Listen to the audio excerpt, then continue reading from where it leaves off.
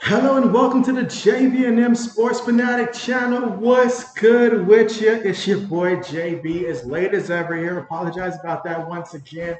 But right now we've got the Seahawks and we've got the Giants here. And so the Giants here at home, they are 1-2 in the season. Right now they have the football play fake. Daniel Jones looking in the pocket. Now he's going to dump it down low here. Oh, man, he got blew up. That had to be Jamal Adams there. There's only one man I knew in the Seattle Seahawks secondary that hits like that, and that is Jamal Adams. Came in with the hit, laying the wood in his first game back and making his presence felt there. In that time, Daniel Jones just checking it down there, and man, did he pay the hefty price. But we've got Lewis. Lewis says, "Let's G men." Braden says, "Hey JB, hey Lewis, hey Braden, how are you? Hey Lewis, how are you? And let me know, did you take the under in this one?" 2nd and 8 out of the shotgun. They're going to hand it to the back here, and Matt Brady's going to pick up about 2 yards on the play, and that's going to bring up 3rd down here. Again, here in the first quarter, 11 minutes and 40 seconds to go here in the first quarter of play. The New York Football Giants with the football.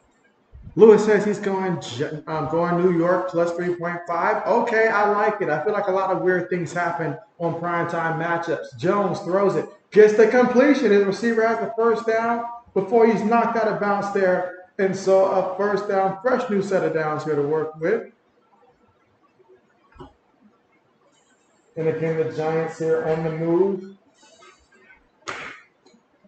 So let's see how this happens. After the Chiefs and Jets yesterday, will this New York team be able to go out here and make this just as interesting? We'll find out.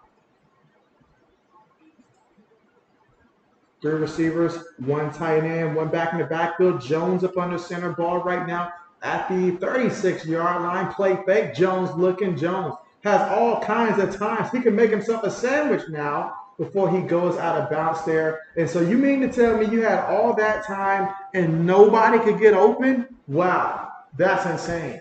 That is insane. And so RC on Hoops, what's good with you? And you say, JB, fix the mic, bro, a little bit. Sound like I'm closer in the back closet or bathroom, LOL. And so, oh man, let me see if I can fix that real quick. Give me 1 second here. Lewis says, yes, primetime games are always close. Jets covered, you're plus 8 and then some.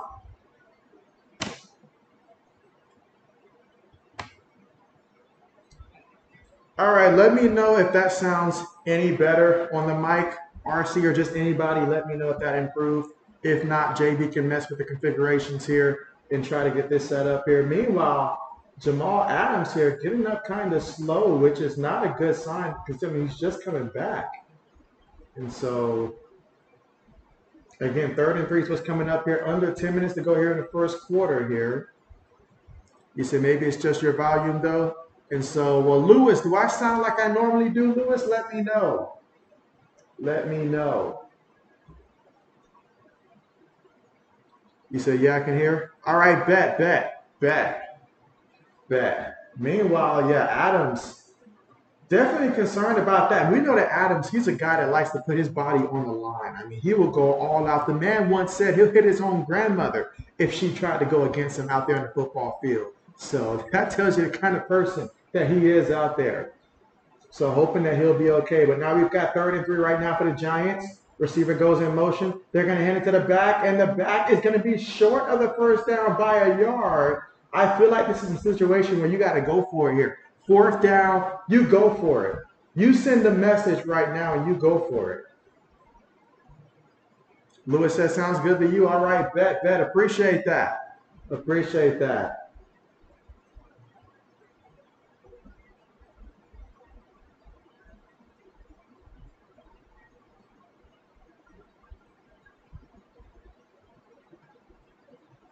All right, so 4th and 1. They're going to roll the dice. They're going to go for it.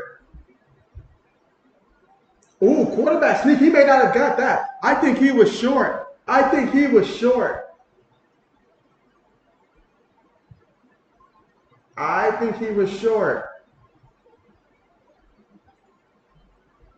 Let's see. Braden says Zach Wilson looked good last night.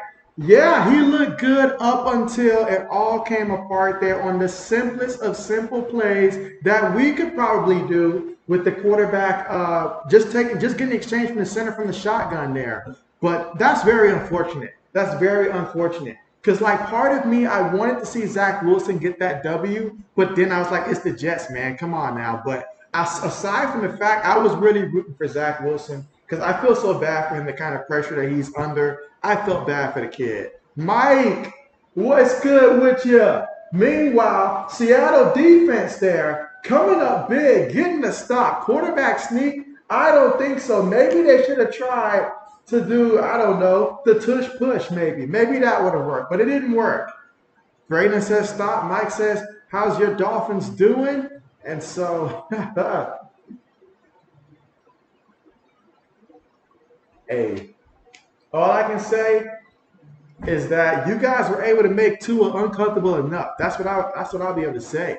But wait a minute, guys. We've got Coach Dante in the building. Yo, Coach Dante, what's good with you? Hey man, how about them Houston Texans? And how about my boy CJ Stroud? How about that? Y'all know JB. I love me some CJ Stroud. Heck, he's my second quarterback in fantasy. He's going to be starting this upcoming week. By the way, shout out to JB's fantasy team dropping 200 this week in my own league. Well, almost 200. But by the end of today, it better be at 200. But I'm at 195 last time I checked. So shout out to my fantasy team this week. But hey, Coach Dante, CJ Stroud making me proud. I know he's making you proud. But let me know, what are your thoughts about him and the state of the Houston Texans right now? How far can this kid go? Let me know. Braden says, didn't know JB was a Florida fan, but you did know that JB is an alumni of the University of Florida. You did know that. So that's why I have the shirt. Absolutely. And so Phoenix, what's good with you? Phoenix says, Monday night, let's go. What up, JB and members? You already know. Make sure you take the time to press that like button if you haven't already. We are at the commercial, so now's the perfect time for JB to go ahead and put up that poll question, and let's see who's going to win this matchup here. You guys let JB know. Again, a lot of crazy things happen on primetime matchups. I try to keep my team off of prime time if I can help it, because crazy things happen, and they do not tend to work out for my team, so we try to avoid it. But let's see. Mike says he about to flex because CJ Stroud is him. CJ is that guy. And shout out to Anthony Richardson, too, proving JB wrong. I will admit, I was one of the first ones to say I didn't believe that the kid was going to, I didn't think he was going to live up to the hype. Not this fast. Not this fast. I figured maybe 2 years from now, but not this fast. But shout out to Anthony Richardson as well. And CJ Bryce, we're praying for you, man. We're praying for you. You need some help. Let's see, Coach says, we've been playing some very good football, man. You've been very impressed. The culture has changed over there. CJ Stroud is lighting the league up right now. He looks far better than every quarterback coming out. JV seconds that. And what I like about CJ Stroud, he is really a true leader. It's not for show with CJ Stroud. He has dinners for his teammates every night. He's offering dinner for his teammates, for his linemen, his receivers, his teammates. I remember back at Ohio State, he used that NIL deals to ensure that everybody had a suit for game day. It was on him. He wanted the team to look fresh, play fresh. So CJ Stroud, he is him. So, man, I love me some CJ Stroud. I do. So, Braden says CJ Stroud, Rookie of the Year right now. Braden says, yeah, LOL. Oh, you already know. You already know. But JB turns his head for a second here. And do I detect a touchdown already? Now, I see the official walking. So let's see what the official says. But let's see. What happened there? What happened there? Ooh, that's close. That's close. But that reminds me of a play that I seen over a decade ago. I think Ricky Williams did a similar type of play to where he kept his balance and did not hit the ground. This play looks almost exactly like that. That is... Let's look again now. Ooh, that is so close. That is so close. It feels like just a blade of grass could possibly be touching that wrist. But let's see what they say. Is there enough evidence, though? Because that's extremely close. So close. So close. Mike says, look up poor Young post game. He shook. And so, oh man, Bryce Young. I know the kid's got it in him. I know he's got it in him. It's just a matter of time, honestly. Now, whether Frank Reich's the right coach or not, we'll figure that out. But he's got time. It took Tua a bit of time to get going. Bryce has time, so he'll get it. He'll get it going. He will get it going out. Is he down there? I don't know. I don't know. I say it stands, and not just because I took the over rushing. Lewis says no touchdown. Lewis, I hope you're wrong. Mike says Steelers moved up considerably. Okay, my power ranking Bengals out of the top 10. You moved up the Steelers despite the fact that they lost to the Texans like that. You still moved them up? Let's see. Braden says that reminds me of the play that happened in the Auburn versus Oregon championship in 2011. Good times. Good times.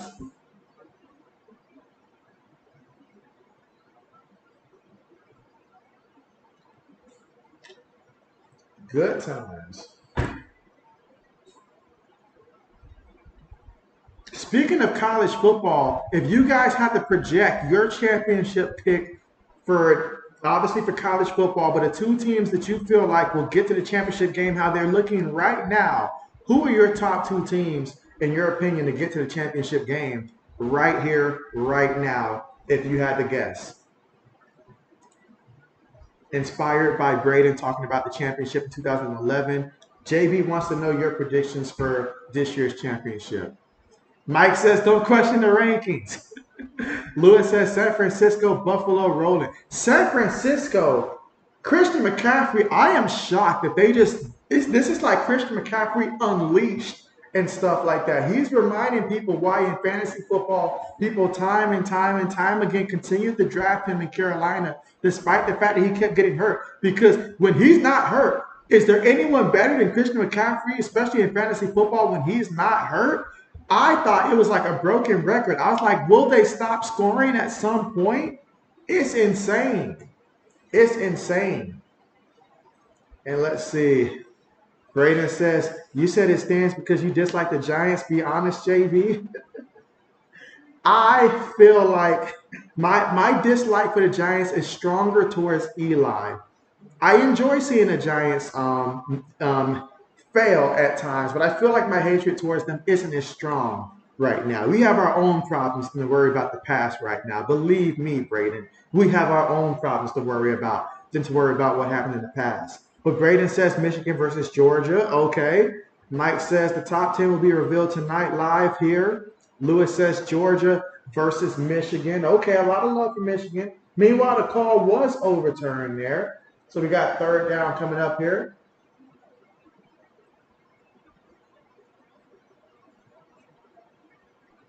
Who is Jamal Adams over there yelling at?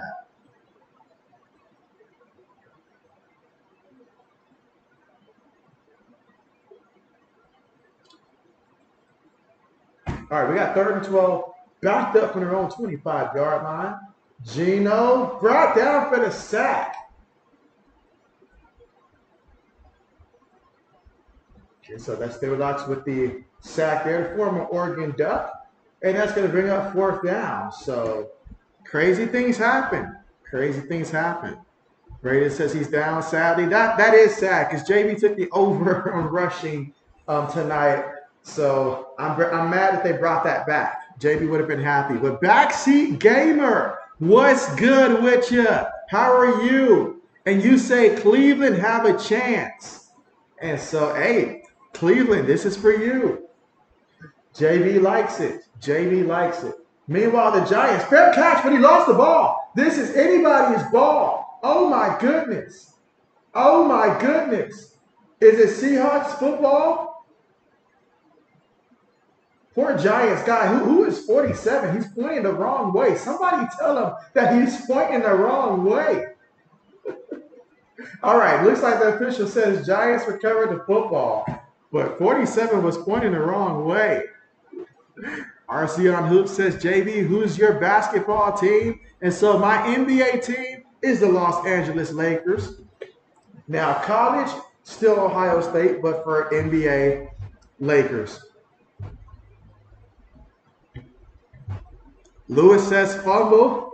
Lewis likes fumbles. Absolutely. But we are at the commercial now. And so JB will get the poll question up. Just got to change something real quick.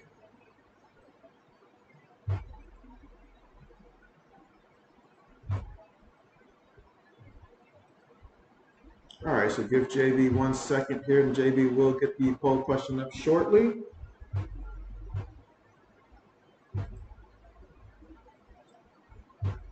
All right, but again, we are here at the commercial for this one, in which right now we're in the first quarter with 8 minutes and 45 seconds to go here. Seahawks just punt the ball. Now, there was a muff on that punt return there, but I believe the Giants recovered that. And we are about ready to get this one rocking here. All right, perfect. So JB should be good now.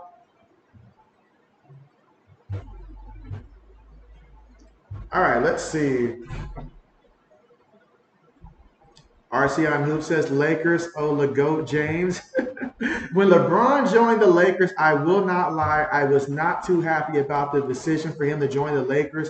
Me, diehard Kobe Bryant fan, so we had a lot of battles against LeBron, but when he joined and stuff like that, it was tough at first. It took getting used to, but the fact that we were so bad prior to that made it a lot easier to accept it. But absolutely. RC on Who says, JB, I think y'all had media day today. Phoenix says, I'm thinking my next Bass Bowl colors, purple and yellow. Name it Showtime. I like it, Phoenix. I like it. All right, now I can get the poll question up. All right, and this is where you guys will tell me who will win this game. A lot of crazy things happen. The Jets almost upset the Chiefs yesterday, so anything can happen on primetime matchups.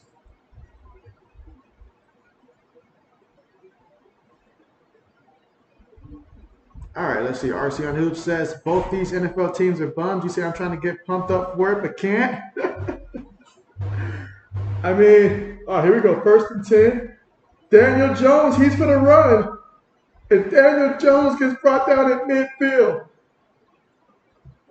I started Daniel Jones 2 times in my other fantasy football league because I didn't draft the quarterback until very late because every time I had my eyes on the quarterback, someone else drafted him. So I said, let me just stock my team up. And I drafted Daniel Jones because they say last year he was the top 10 fantasy quarterback. And the 2 games I started him happened to be the week 1 against the Cowboys. We know what happened. And then last week as well because Anthony Richardson, my other quarterback, was hurt. And so those were abysmal. The one time he was on my bench, he scored 36 points against the Cardinals in fantasy football. So Daniel Jones performs when JB doesn't start him in fantasy. So expect a big game tonight because I did not start him. Meanwhile, the completion there to his tight end, Darren Waller. And Waller picks up about 5 yards on the play. Let's see. Lewis says, GOAT.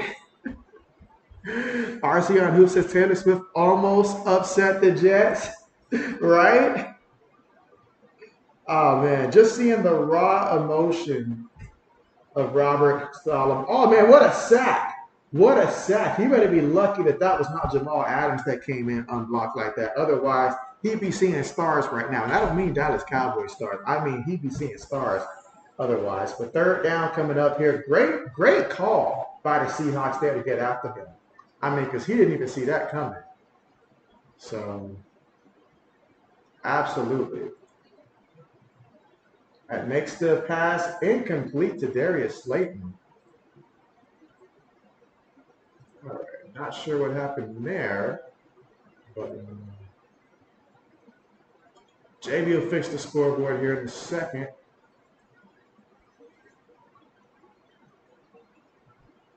All right. All right, perfect. All right, so 4th down, Giants punt the ball, and it goes into the end zone.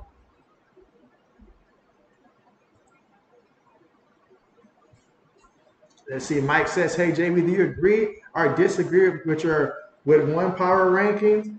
And so Let me go back to it again. You say number one, the Buffalo Bills. Josh Allen is boom or bust, and the injury to Trey White is devastating. But right now, who could beat them? Mike, honestly, I would put the 49ers right now number one. Because I would ask that same question. Who could beat the 49ers right now with Christian McCaffrey? And I mean, the way that they're playing, who could beat them right now? So I would right now put the 49ers number one, but I would have Buffalo in that top three. I mean, I'm not sure if I would put them above the Eagles or not. Probably right now. I've seen more from them right now, but I definitely would have the 49ers number one right now at this point of the season for me. But it's not a bad pick. Not a bad pick. And so, Emmett, what's good with you? How are you doing? Thank you for coming through here on a Monday. That's right, a Monday, beginning of the week here. We're in October, guys, and you know what that means. Football is only going to continue to get better and better and better. Emmett says, go Seahawks. All right, so we got someone representing the Seahawks here. Matter of fact, we got 9 votes right now on the poll, and the Seahawks here are leading the poll here at 67%. Mike says, the only way this works is if you hit back with the takes, JB, so thanks. And so, hey, of course, in a way, we're like the original Undisputed, you know, with the whole Skip and Shannon and stuff like that. Guess who's Shannon? Lewis says, JB knows football, San Francisco number one. Lewis. What happened with your Chicago Bears, man? I hate to be the one, the bearer of bad news, but what in the world happened to your Chicago Bears? How in the world did Justin Fields start off looking great? I was starting to think that, heck, I could play quarterback against the Denver Broncos secondary at this point because he was out there and he looked like he did at Ohio State pretty much. But then towards the end, it crumbled, and it crumbled badly. I mean, how does that happen? You turn over the ball, you let them score, you get in field goal range, then you choose to go for it, and then you let them kick a field goal to win. What happened to your Bears, to the Denver Broncos of all teams? The Broncos. I'm trying to figure out who's the worst team in the NFL right now, and the Bears are certainly taking strong consideration after that last performance. So talk to me, Lewis. What happened? Meanwhile, Geno Smith play fake, throws it to the tight end there, and Noah Fant gets the first down, picks up about 13 yards on the play. 5 minutes to go here in the first quarter of play, and again, we are currently right now scoreless. Mike says number 2 last week was the Miami Dolphins. Mike says, chat, what do you say? Let's see, Lewis says there wasn't no better script to lose a game. You know what? I'll take that, Lewis, because I have no room to talk. After how my team got dismantled by the Cowboys, it was the worst thing I had ever witnessed. The worst thing I had ever witnessed. Meanwhile, 1st and 10. Pass there to Tyler Lockett. That's going to be pass interference. That's going to be pass interference there. So they're going to call that there against the Giants. Again, here in the first quarter with 4 minutes, 35 seconds to go. And they're going to throw that PI. Mike says, number 2 this week, Miami Dolphins, tough loss, but very few teams can run a 4-2-6 nickel like the Bills. Tua is great. But what Buffalo did that many teams so far this season has not done is put pressure on Tua. If you can get a little bit of pressure on Tua, I'm not saying you can knock him out of his rhythm, but you can make him more of a realistic option and stuff like that. But Miami is a very great team. Very great team. But I would probably put Miami right now at number 4 in my rankings there. And so, because I feel like the Eagles, I would still put above them. Obviously, 49ers as well. Buffalo, they showed what they can do. So that's what I would probably do with that. But you better have a good defense when you face this team. Otherwise, you will get lit up. After seeing how the Chicago Bears still did the Broncos defense there, maybe the Broncos defense just really is that bad. I don't know what advice Patrick Surtain gave his son, but he needs to tell his son to forget everything I told him. Because after that advice, Broncos defense has not been looking good. I'm used to the Broncos having a pretty solid defense, at least solid. All right, meanwhile, number 60 there, he's walking off the field here for the Seahawks. Again, 4 minutes and 35 seconds to go here in the first quarter. Play Geno Smith and the Seattle Seahawks here looking to make something happen. 1st and 10. Let's see, Lewis says that Matt must be fired. You say try to play conservative in the second half. Being a defensive-minded coach, nope. And what gets me is that Justin Fields, he's such a great runner, and then Herbert was running fantastic as well. And I don't know what you guys are doing. Meanwhile, Kenneth Walker, look at him go. Picks up at least 4 or 5 yards in the play, and we've got a penalty coming up here.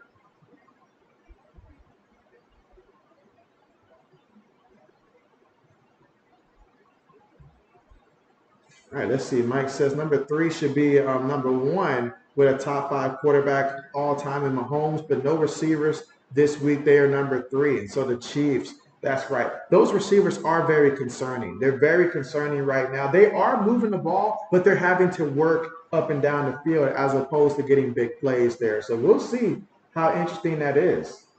But what's going on with the Cincinnati Bengals, I guess? All right, here we go. Geno Smith up under center. 3 receivers, 1 tight end, 1 back. Making adjustments. Now he's in the shotgun from his own 22-yard line. 1st and 20 after the penalty. Got some movement here. Throws it incomplete, but defense moved early. Under 4 minutes to go in the first quarter.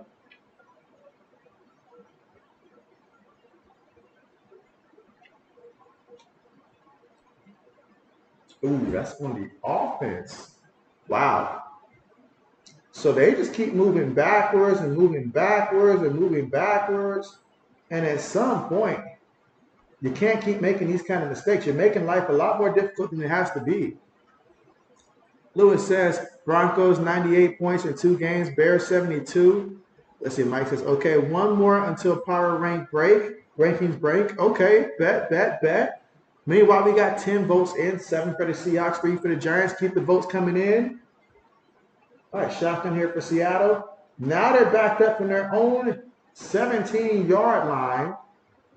Geno looking. Geno steps up. Geno gets away from the rush. Geno, or should I call him man Geno here? Throws it to Tyler Lockett.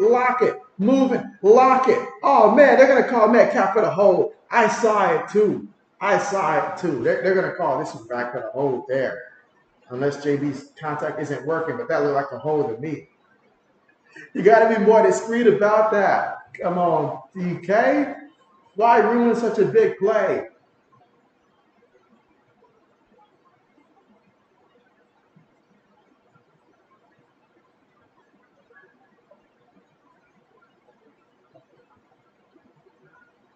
Again, here in the first quarter with 3 minutes and 24 seconds to go.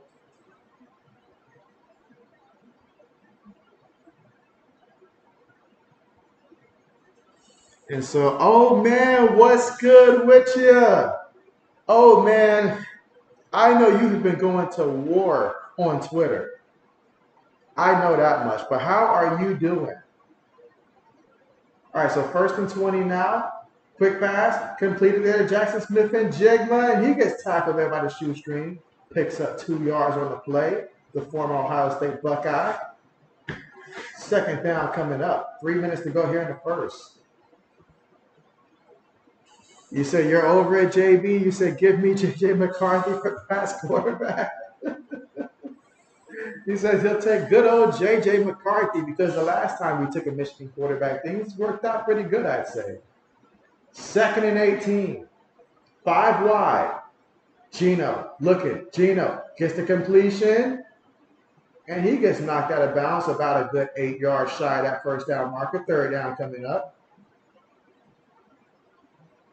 And they're still trying to climb themselves out of the hole that they dug on 1st down.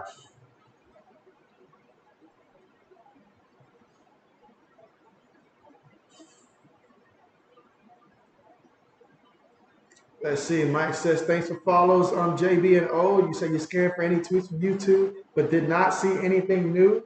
And so JB doesn't tweet too often here. I'm trying to think when's the last time I tweet. Like, it's been a minute. At 3rd and 8. Geno Stepping up, throws it, and gets the completion of DK Metcalf. And that's going to be a first down. Good things happen when you target DK Metcalf.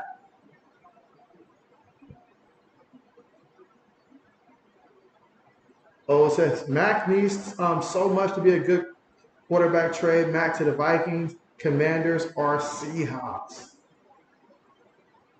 And so, yeah, he needs a good amount around him, and our coaching staff refuses to do it. They refuse to do it. I really, really wish that Malik Cunningham would get some more love from Bill Belichick, but that's an entirely different conversation.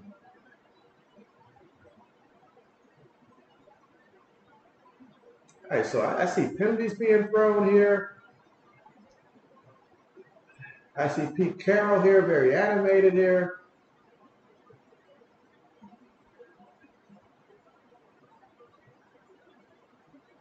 Again, we got a minute and 46 seconds here, so I'm seeing fourth down here for their own 34-yard line. Punts on the way. My goodness, I thought that was blocked. There were punts on the way. Catches it from his own 14, and that was fair caught, so that's where the Giants take over here. Again, here in the first quarter with a minute and 37 seconds left to go. Let's see. Ode says, if Pats can get either J.C. Latham or Amarius Mims for right tackle and J.J. McCarthy, you'll be happy. He said, no problem. Mike Braden says, not going to say anything about what happened in Dallas. I appreciate that, Braden. I appreciate that. You know, from one team to another that both saw disappointing performances, I appreciate that, man. Mike says, Mac was so bad that you was upset. Yeah, yeah. JB took that one hard. It's one thing to lose, but to see us get this man up like that, when someone said Mac Jones was going to go out there and throw 3 touchdowns in the first half, I didn't know that he meant for the other team. For the other team. It was so hard to watch. It was so discouraging.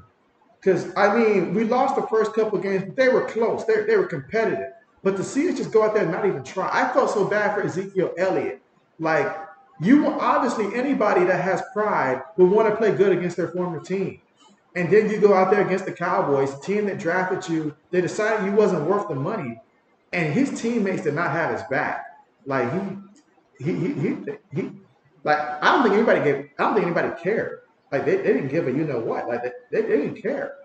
Like that was so terrible. And then like to see Matthew Judon go down with the injury, that really hurt.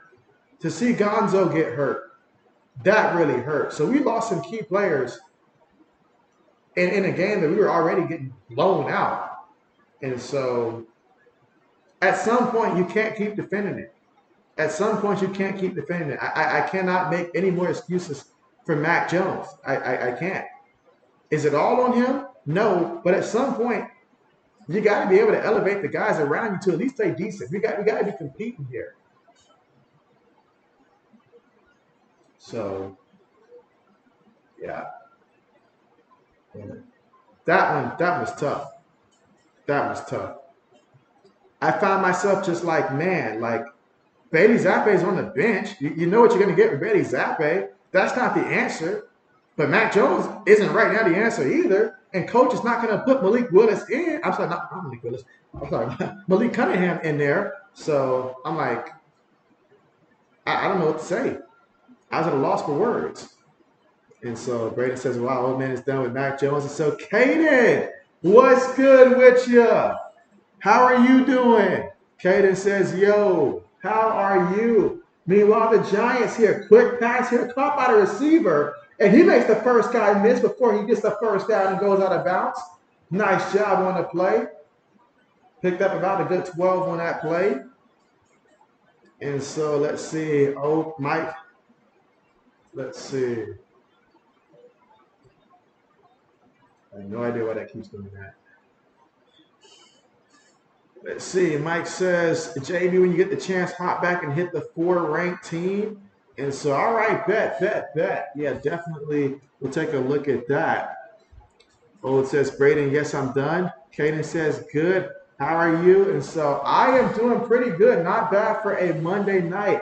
JB got a little workout in right before the stream. That's why I was a couple minutes late there. Apologize about that, guys. Meanwhile, Daniel Jones, he fumbled again. This is a recurring theme. He's off of JB's fantasy team after today. He can no longer ride the bench. No longer. I gave him a slack because Cowboys defense, that was tough. But you can't be out here fumbling the ball. What is it with the Joneses and stuff like that this year? This is a bad year to have your last name be Jones and be a quarterback. But this is bad. This is bad because I remember Daniel Jones, his rookie year, I remember fumbling was a huge issue for him, huge issue. And so look at that. Most in the NFL, 24th career fumble. I mean, look at that. Now, can I blame him that number 10 came in unblocked? No, that's not on him. But it's your job to protect the football. And it's just a sixth sense that you got to have at the quarterback position. You got to know it. You got to know it. But man. And so, Red Luce, what's good with you, Red? What's good with you? And you say, salute. What do you think the end score will be? Ooh, the end score will probably be, I'm going to say Seahawks. I'm going to say 23. Giants, I'm going to say 7. 23-7. I'm going to say that. Or, no, you know what? 23-10. 23-10, I'll say is the final score. Seahawks win. But you guys can let me know your final score here and keep them coming in here. Anything can happen. We saw with what happened with the Jets last night, so anything can happen. But Fortnite, what's good with you? How are you? And Fortnite says, go Seahawks. Okay, bet. Caden says, like average. Oh, it says, time to just tank and get a top 10 pick. Trade back, get J.J. McCarthy, and either Amarius Mims and J.C. Latham Braden, and you'll be happy. And now that you've said it, you know it won't happen. But Gino trying to make it happen. And DK Metcalf gets the touchdown for the Seattle Seahawks here. And so DK making plays. How about that? Touchdown Seattle. And this time the touchdown stands.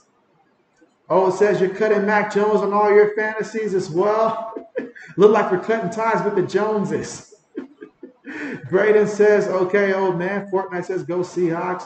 Let's see. Kaden says, giving the Giants too much credit. And Lewis says, keep it close, New York.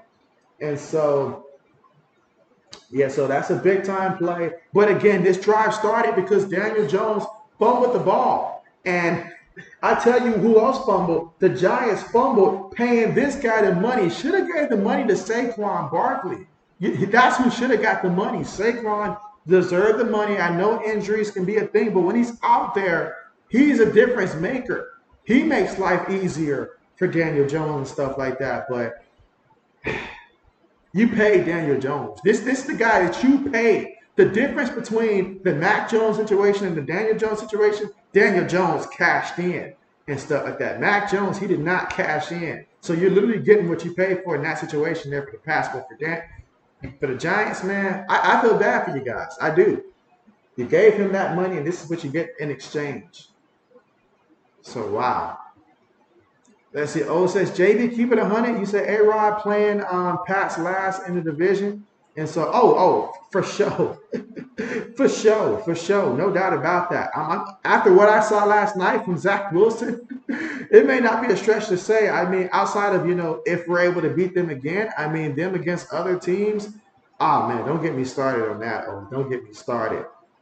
And let's see. Red says, what happened to the first touchdown by Seattle? Oh, man, what happened was Kenneth Walker III, like the defender tackled him, and so Kenneth Walker sort of landed on the Giants player and then like rolled out of the tackle and then ran it the rest of the way for a touchdown. But they checked the replay and they say that he was down. JB's still mad about that because right now Kenneth Walker's at -1 yards. JB took the over for rushing. JB would have been having a field day if that would have actually stood. But right now he's at -1 yards rushing, so JB may have made a mistake, perhaps taking the over there. But that was a huge thing right there when they took back the thing for Kenneth Walker. So if you're someone that has him on your fantasy football team as well, I'm sure that you feel JB's pain right now. But, yeah.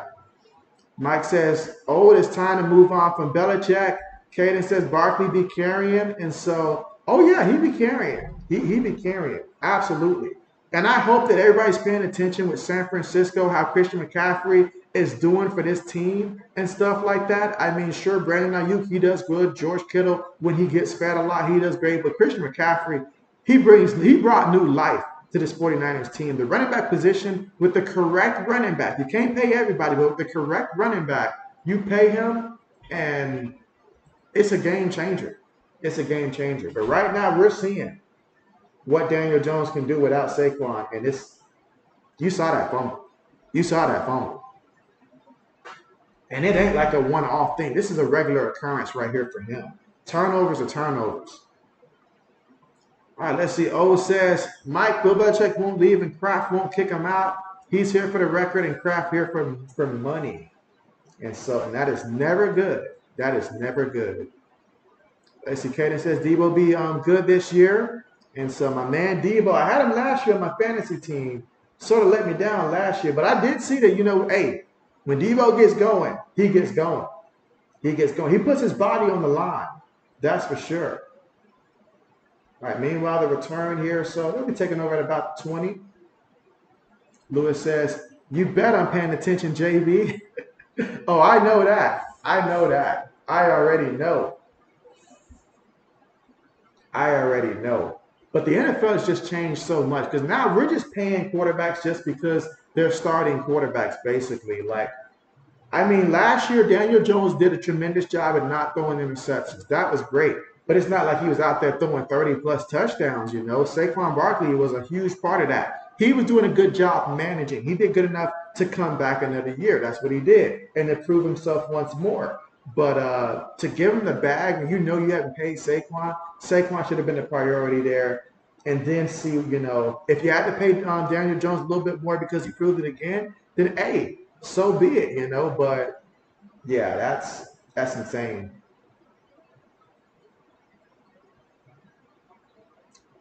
But let's see what he does here. Second quarter, Seahawks down 7-0. Daniel Jones takes the snap out of the shotgun. Jones going to keep it himself here. Going to pick up 2 yards on the quarterback run.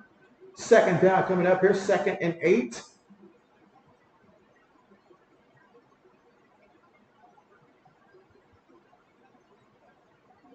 So we got 2nd and 8 coming up here.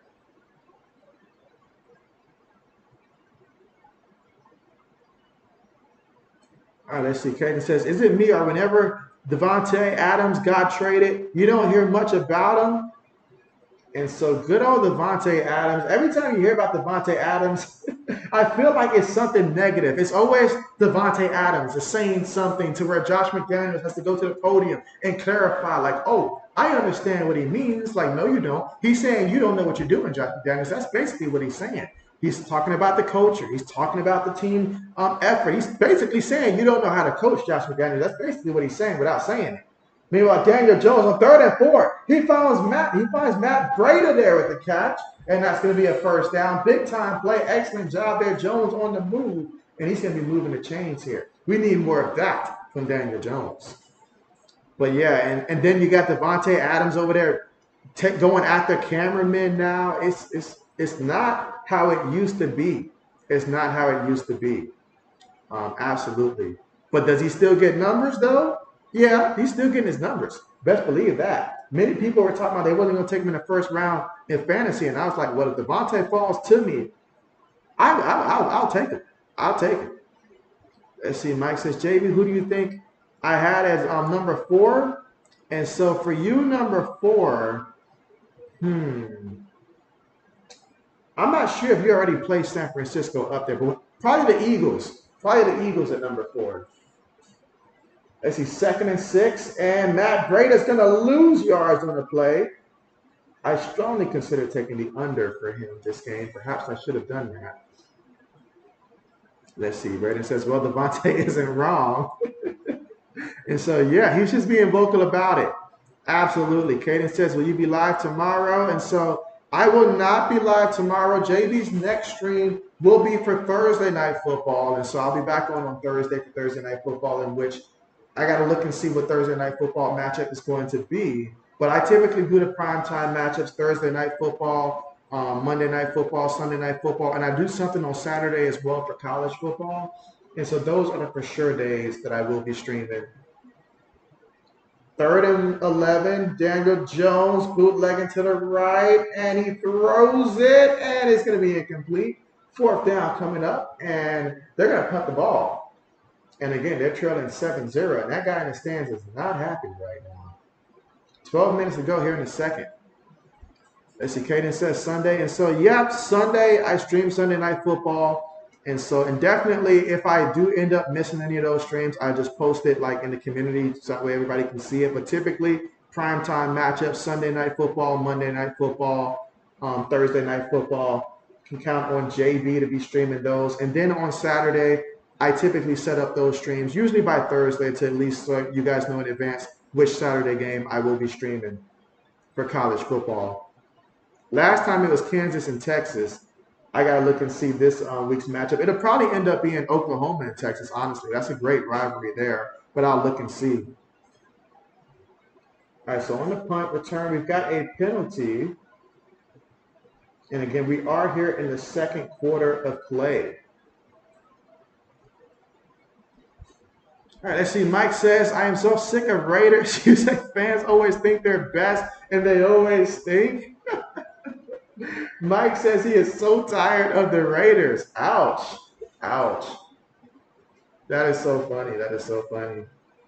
I'm trying to remember what player was talking. It was a former Broncos player that was talking about Josh McDaniels' time with the Broncos, and he was basically saying that when Josh McDaniels was first there, he basically was cheating by taking like film of the other team. And then when that got cut out, they started losing. So at first, it's like they knew what was coming. And so that is so crazy, so crazy. But yeah, Josh McDaniels, he'll be gone after this season. But Aiden O'Connell, remember JB said that Aiden O'Connell could be this year's Brock Purdy and stuff like that. And I said that way back, like early preseason and stuff like that. I said that he could be. And so I was so happy for him up until he threw that interception at the end. I hated that for him, but I was happy for him. Other than that, he did pretty good. Let's see. Caden says Carr is looking pretty good this year. And so, oh yeah, he fits what the Saints need pretty much. But I tell you what, though, Tampa Bay. How about Tampa Bay this year? How about them? All right, let's see. Braden says, don't think I'll be watching on Thursday, and you'll understand the reason why when you see the matchup. Oh, man, Braden, now you piqued my interest. Now I've got to see that Thursday night matchup here for week 5. Oh, the Bears and the Commanders. Got you. Well, I know Lewis will be chiming in there. I got you. Oh, boy. Justin Fields.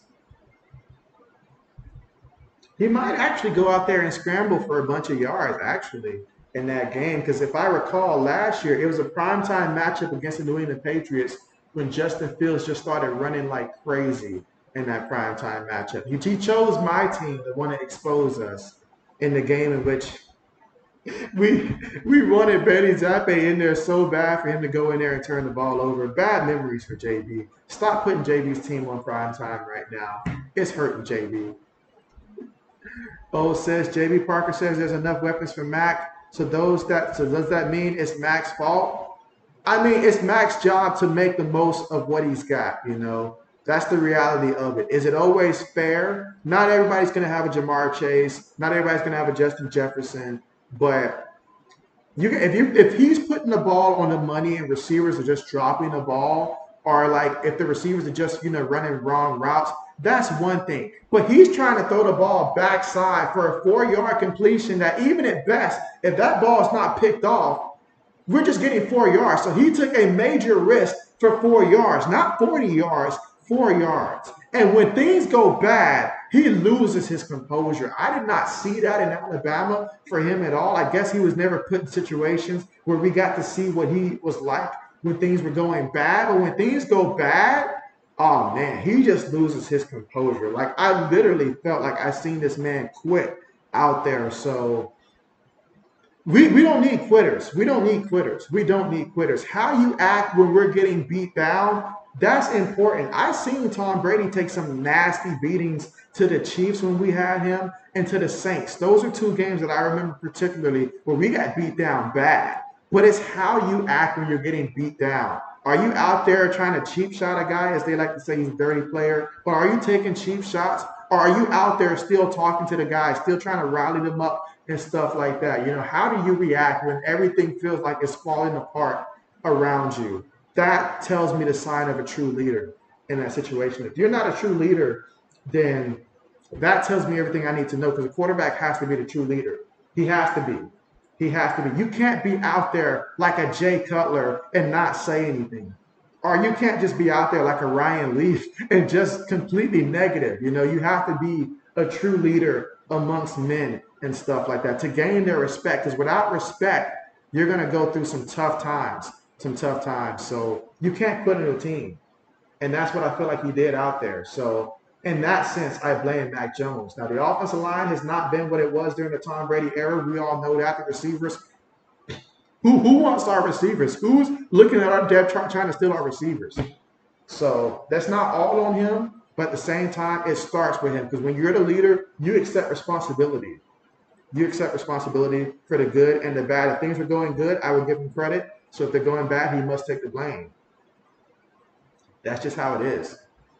Braden says Jordan Love didn't quit. And when we were down against the Lions, that's right. That's right. He did not quit. The fact that Mac Jones couldn't finish the game against the Cowboys, that's disheartening. That's disheartening. That means he just quit. He just quit. All right, so again, back to the game. Now back to the game. We do have the game going on. Meanwhile, 24 votes in. JD appreciates that, but we still have the Seahawks here leading the poll. And they are leading this matchup too, but out of the shotgun, going to make a quick pass here to the back, out of the backfield, and making people miss all the way to about the 37-yard line before he is brought down here for the tackle.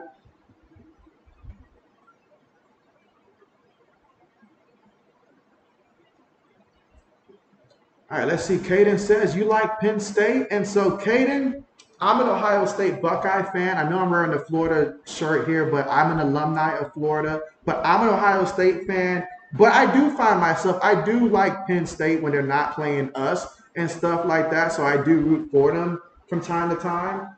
I feel like I do that for a lot of Big Ten teams, honestly. So I do like Penn State and stuff like that. Just not against us, but I do like Penn State. Geno Smith, ball deflected. He catches his own pass. How about that? And he's going to lose a yard on a play. But how many times did you get to say, I caught my own pass? How about that? Braden says, is it Drew Lock time? No. No. Caden says, bro, Drew Aller. And so, hey, how about Drew? How about Drew? Braden says, you destroyed us, Caden. And so that's right. Braden is an Iowa Hawkeye fan. By the way, Braden, didn't Cade get injured in that last game?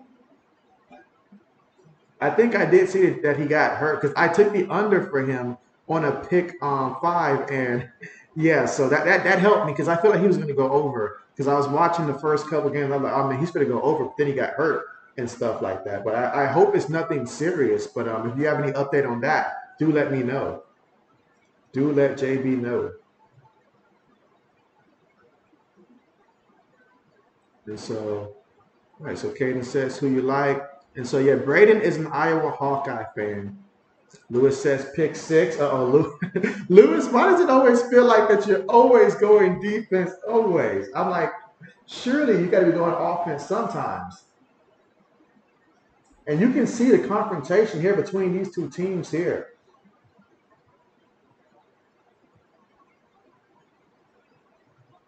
I tell you what, though, a storyline that I haven't mentioned yet that was absolutely wonderful this past weekend was Damar Hamlin suiting up again and going out the tunnel for the Buffalo Bills. That was great to see, him out there at Buffalo. So that was wonderful. All right, let's see. Braden says, I said that because Geno was limping. And so now we need Geno out there. We need Geno out there. I almost forgot that Drew Lock was on this team for a second, honestly. All right, but from their own 35-yard line, takes the snap, sidearms in, he almost threw a pick. Oh man, that was super scary there. If he could have held on to that, oh my goodness. Got to be careful. I would like to see the Seahawks run the ball because I did take the over for Kenneth Walker III, and I am very nervous right now. See, Caden says, is UMass good? And so let me look at UMass record here. I haven't checked out how they've done the last couple of weeks here, but let me look at their record real quick. That's a very good question. I have not been following UMass as of late. Let's see, Braden says, yeah, Cade is done for the year. It was announced today he would ruin his career. He was done for the year? Wow. I didn't see the injury. So, wow, he is done for the year. And who's the backup that replaced him? Meanwhile, the punt inside the 10, still rolling, and it's going to get stopped at the 3-yard line. So what an excellent punt. What an excellent punt. Wow. Caden says, so Penn State should win. And so 49ers for life, what's good with you? What's good with you? How are you doing? How are you doing? All right, so pin them deep here, so we'll see what the Giants can do here. It's timeout. Let's see. Braden says Penn State will blow them out. Caden, don't worry. Oh, man. Let's see. Caden says, well, I got to go, man. I'll see you Sunday. And so I appreciate that, Caden. You take care. And, yep, looking forward to it. But you have a great week, my guy. Thanks again for coming through. And again, the score right now here in the second quarter of play, the Seahawks leading 7-0 in this one. But this game is starting to get a lot more physical. We have seen guys taking some hits here. We saw Jamal Adams exit the game early in the game. And what he was in there for the few minutes he was out there hitting for sure. And so 49ers for life says respect, bro. And so, man, respect to the 49ers, man. I mean, Christian McCaffrey, he went crazy. I mean, I fear the day that I have to play against my rival in fantasy because he's got Christian McCaffrey on his fantasy football team. I can only hope that when I play him, the 49ers are on a bye week that week. That is my greatest hope because Christian McCaffrey is getting so many touchdowns. He's just doing it all. He's running. He's catching. He's even throwing occasionally. Christian McCaffrey does it all. And it's like all of a sudden, new team, new situation. We don't even think about 49ers. He's like, oh my gosh. And so 49ers, in my opinion, right now, as I mentioned earlier on the stream, 49ers are my top team right now for my power rankings. And they just got it all. They just got it all right now. They just got it all. Let's see. Braden says Deacon Hill is our backup. He transferred in from Wisconsin. So you guys got guys from Michigan, Wisconsin. So you guys basically rated the Big Ten looking for quarterbacks. You say he'll start now. How did he do when he went in the game last time out there? Because now I got to think about that. I got to see how he looks in the offense because I'm used to taking all unders for every Iowa Hawkeye I see on offense for my pick 5. So we'll see how that works out. Let's see. 49ers for life says Seahawks forcing the Giants to pass. And so, yep. Well, here we go from their own 3-yard line, and they're going to hand it to Matt Breida, who falls forward for about 4 yards on the play. Let's see. Lewis says San Francisco versus Buffalo Super Bowl. Braden says, yeah. And so, yeah. So I hope he's not going to mess that up, Braden. Hopefully he keeps the tradition alive. The only person I will not take the under on is, I think his last name is like Eli All. I think that's the only player I refuse to take the under on for the Iowa Hawkeyes offensively for some reason. Jones throws it and gets the completion here to the receiver out wide, and that's going to be a first down. So this game, very reliant on the pass for both of these teams right now. I mean, Daniel Jones did contribute for 26 yards so far in this one. He's responsible for nearly half the rushing yards of the Giants here. But from running back so far, Matt Breida, he's got 8 carries for 19 yards. Kenneth Walker III, 2 carries for -1 yards rushing for the Seahawks. And Jones is going to throw it to the receiver. There's already a penalty here. And that's Paris Campbell with the catch, the former Ohio State Buckeye. And so let's see. Braden says he wasn't bad, but no quarterback is going to do good. Brian Ferris is their offensive coordinator. He said Eric called. He was from Michigan too. He's going to be drafted. Okay, bet.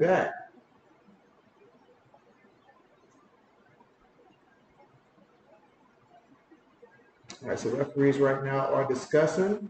And again, the score still right now, Seahawks 7, Giants 0. Lewis says Jones fumbled his Gatorade bottle too. Oh, man, Lewis.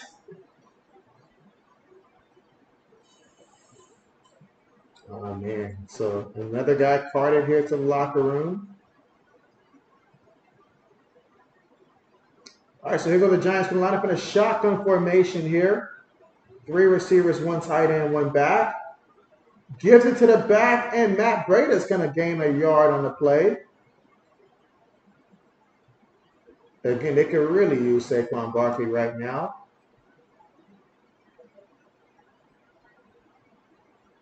They are 1-2 on the year, 0-1 at home so far. So a win for the Giants to put them at 2-2. Meanwhile, for Seattle, an opportunity to go 3-1.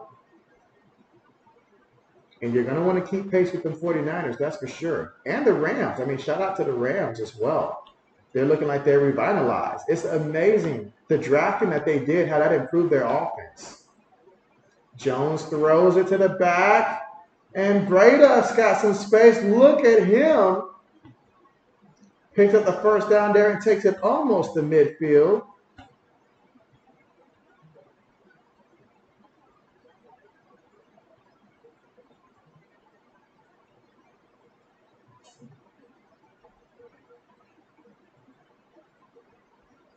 All right, so in the shotgun again, 3 receivers, 1 tight end, 1 back. Paris Campbell goes in motion here. From their own 44-yard line, they feed it to the back. This time it's a different back here, and he's going to pick up about 2 yards on the play.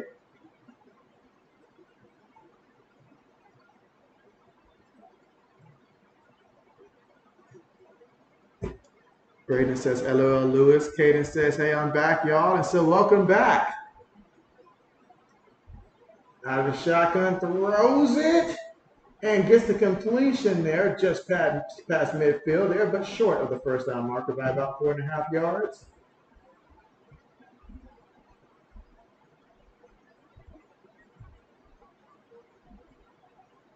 And Witherspoon, I believe that to be the rookie cornerback that they drafted from Illinois, came in there for that contact.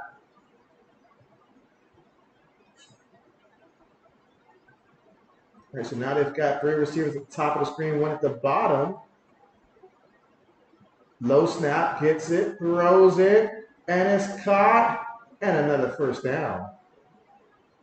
So right now the Giants, this drive started back deep in their own territory, but right now they're getting a couple passes here, getting guys in motion, getting the ball in their hand. And let's see, Caden says, I got to get the okay from mom. And so bet. Meanwhile, we've got 28 votes in right now, and Seahawks leading the poll here at 68%. But the score right now is 7-0, and the Giants are on the move. Keep the votes coming in.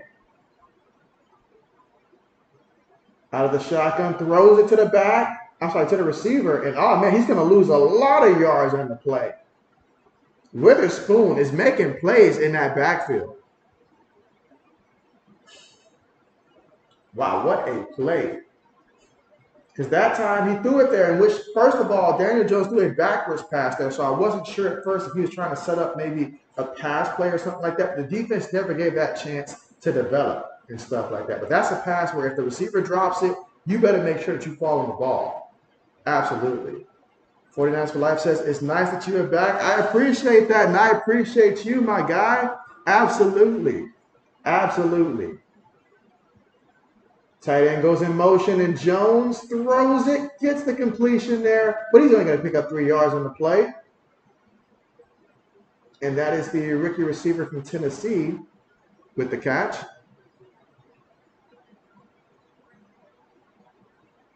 Absolutely. And so Katie says, thanks, man. And Lewis is, uh-oh, Lewis is happy. I'm like, what happened? I'm like, is Lewis ahead of me here?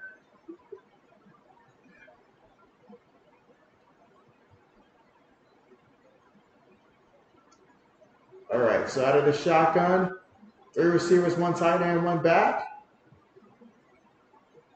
Jones throws it, and he gets the completion, shakes away from one guy. He's still going to be about 7 yards shy of that first down marker.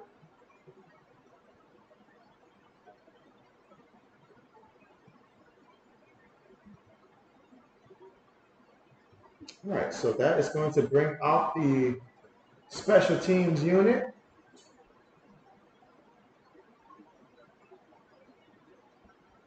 So we've got the field goal kicker coming out here for the Giants.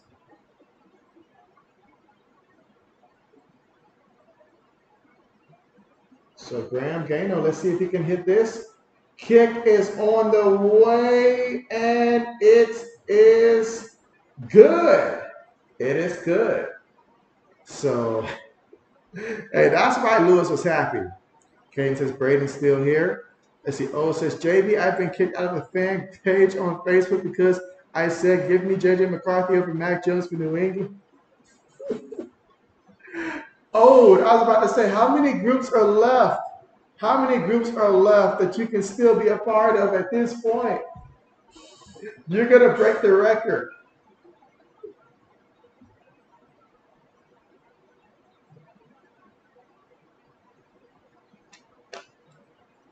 All right, but the Giants get 3 points here, and Daniel Jones so far he's 13 to 15 for 122 yards passing so far in this one. No touchdowns, no interceptions. He's been sacked 3 times, but he does have 4 carries for 26 yards as well. Rushing rise for the Giants, Matt Breida. He's also got 8 carries for 19 yards. Wendell Robinson, he's got a carry for 7 yards, and Gary Brightwell, he's got 2 carries for 3 yards as well. As for the Seahawks, Kenneth Walker III, 2 carries for -1 yards. O says got 4 more to go. You say you're shocked they haven't kicked you out already. Lewis says you needed that 3, so you'll take it. Absolutely. Oh man.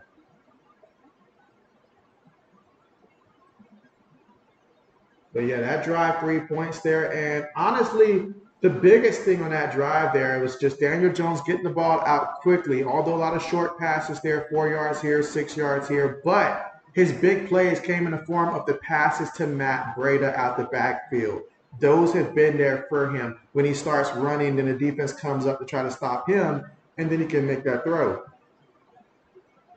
Braden says Drew Lock time, and so I surely hope it's Kenneth Walker the third time in that case, Braden. I surely hope so. JB is highly concerned here. Lewis says, gotta go get a tequila bottle ready for Thursday night. Braden says Geno Smith ankle injury. And so, oh man, word.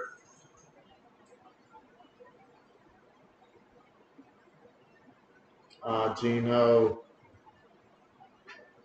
Well, they always say next man up. So, Drew Lock, it's your opportunity. It is your opportunity. Yeah, they show him warming up on the sideline there. Meanwhile, the Giants are getting ready to kick things off here.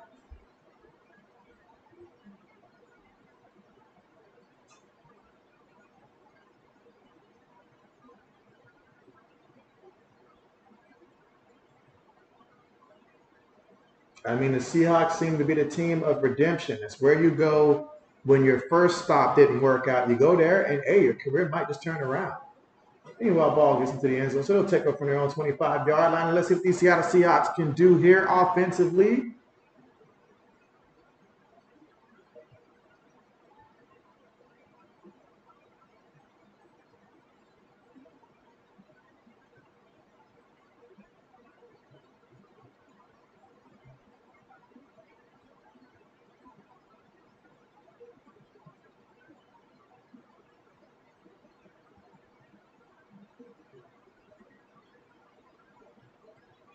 All right, so out of the shotgun, Drew Lock bootlegging, and he throws it incomplete. Incomplete.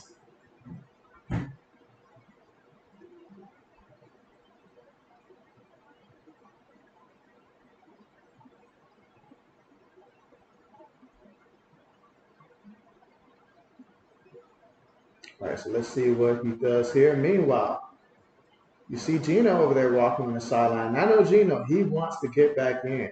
He will do whatever it takes to get back in. But here we go. Drew Lock from his own 25-yard line. He's going to run it. And then he slides after picking up the first down. Okay. Way to use his legs.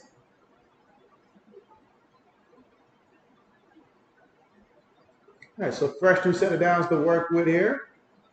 Whatever it takes. 5 wide again.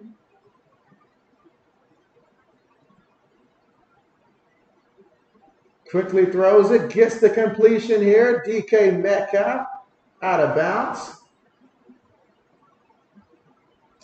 My question for you guys, who is the most intimidating receiver in the NFL right now? The most intimidating receiver. So whatever measurements you go by to determine the most intimidating receiver, it can be the stature, the frame, the speed, and the size, the athletic build, and stuff like that. But who is the most intimidating receiver in the NFL right now?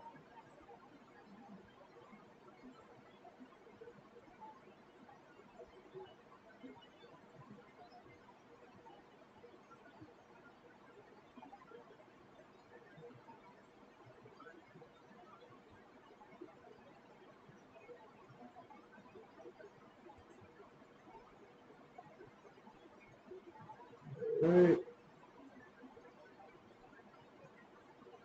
Let's see. Lewis says JB with a Gator shirt. And so, yeah, Lewis. So when I was in graduate school at the University of Florida, so I was actually physically on the campus, I went, got me a shirt because, attending the school. I'm an alumni now, so still have the shirt. So absolutely. From time to time, I'll wear it. Aiden says Justin Jefferson's the most intimidating receiver. Okay, okay, okay. Absolutely. He's definitely the best receiver in the game. If I had to just say like best receiver, absolutely. Now Tyreek's intimidating because of his speed and stuff like that. From a structure and just like purely standpoint in terms of athletic build, DK Metcalf certainly has to be up there from an athletic build standpoint.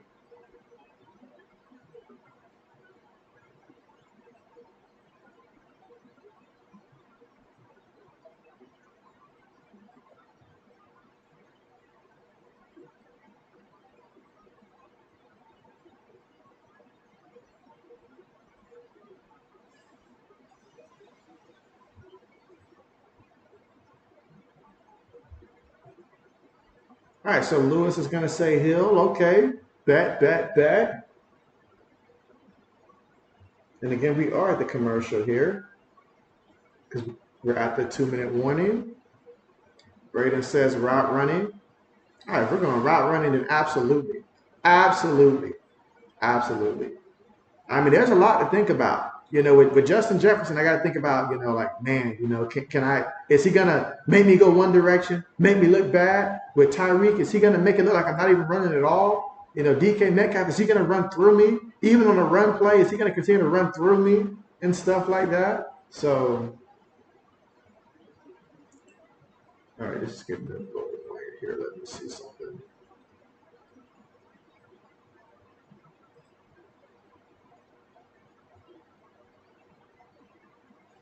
All right.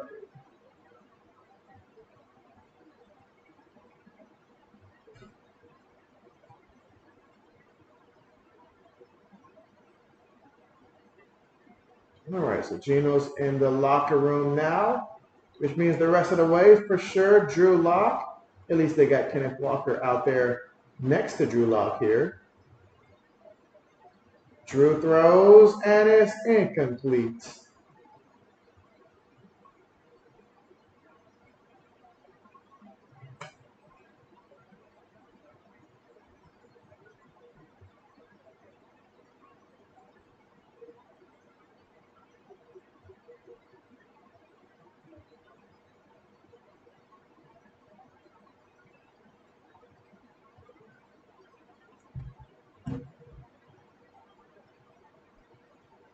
All right, so 3 receivers, 1 tight end, 1 back.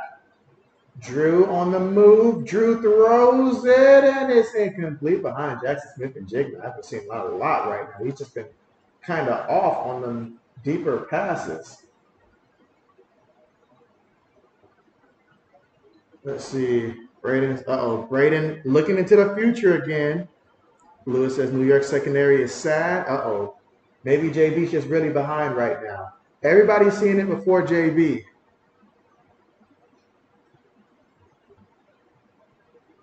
But it's cool though. I'll just call it as I see it. Out of the shotgun, 3 receivers, 1 tight end, 1 back.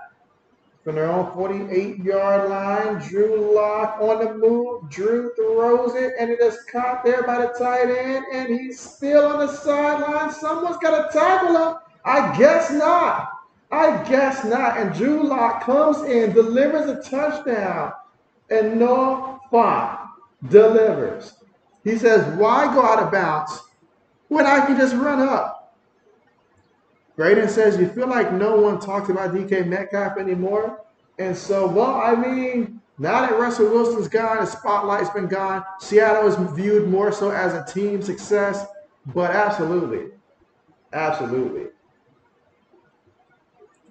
Lewis says, refresh JB.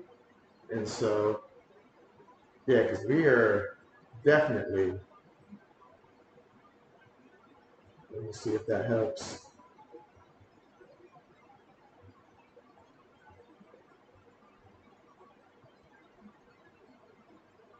But yeah, what a big time play.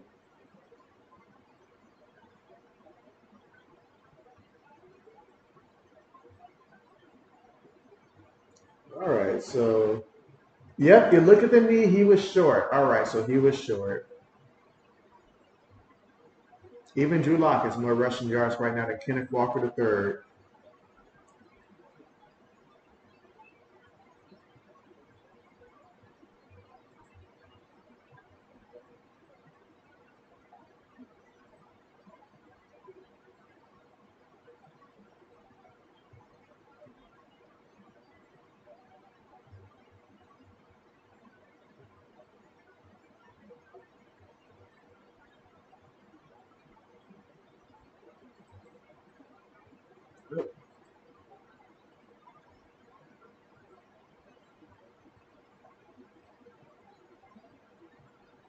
All right, so let's see what the Seahawks do here, in which you would have to think Kenneth Walker III is going to do it. Let's see. Braden says, oh, I needed that touchdown for fantasy. Braden says, fight. Well, which guy's on your fantasy team, Braden?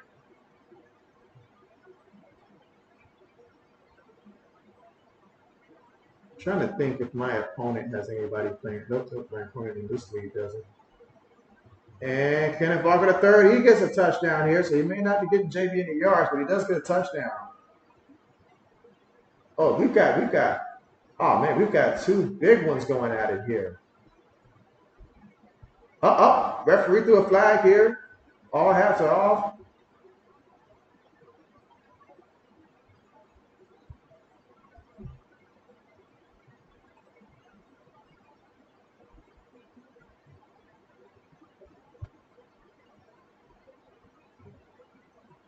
Yeah, I mean, composure right there. I don't blame 75, though.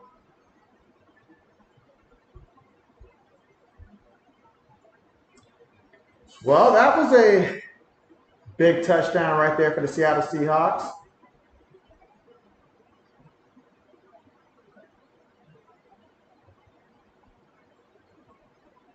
Which means we know how JB's Pick'ems is going to be in the second half for sure.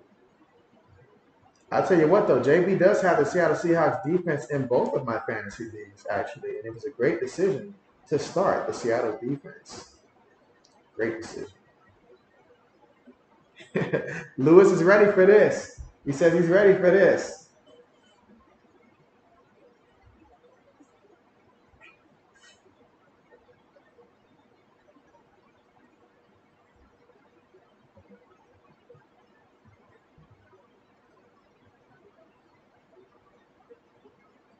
Yeah, 75 said he want all the smoke here.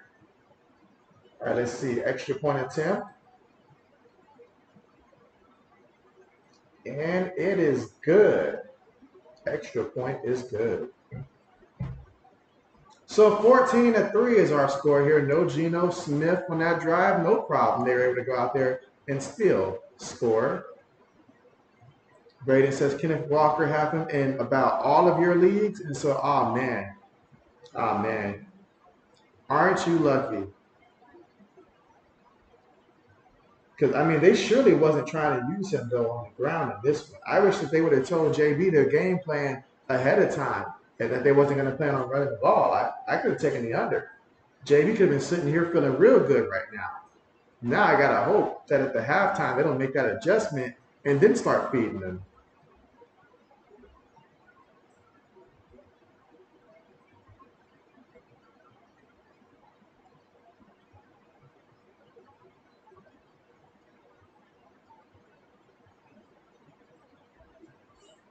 Lewis says, trusting Jones for a comeback equals bedtime.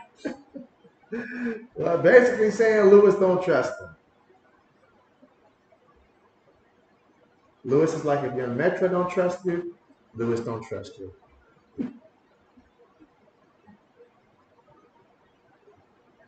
All right, so no return on the kickoff here. So we'll see what the New York Football Giants can do here before the half. Obviously, if they can come away with some type of points here, they've got 2 timeouts to work with, 1:17. So if they can just come away with some kind of points here, that would be considered a W for them.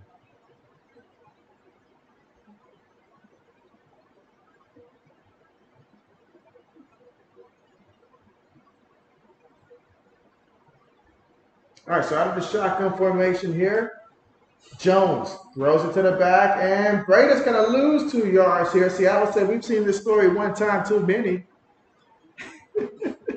Braden says, good reference, JB. Absolutely. From his own 24-yard line, they're hurrying up here. Seahawks is showing pressure. Ooh, Jones almost threw a pick. Almost threw a pick. Oh, my goodness. Oh, my goodness. Oh, my goodness.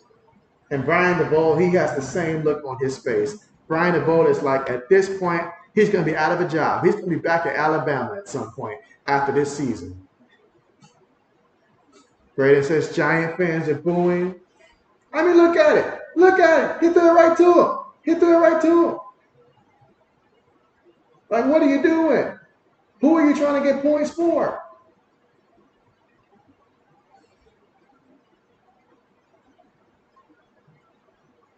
Hands it to the back, off the right side here, and Brady's going to pick up about 4 yards on the play.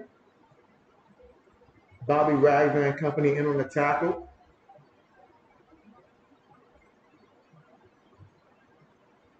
But it does leave 1:08 left.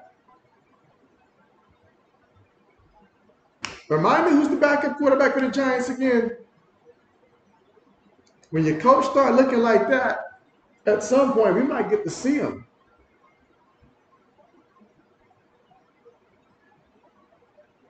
Lewis says Giants have been outscored 77-9 in the first half. 77-9, Lewis?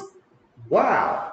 That's almost as good and impressive as your win streak right now when it comes to these bets and stuff like that. I mean, it's just about the same type of percentage.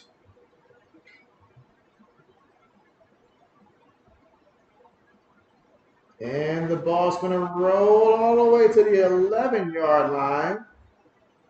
And that is where it'll get down.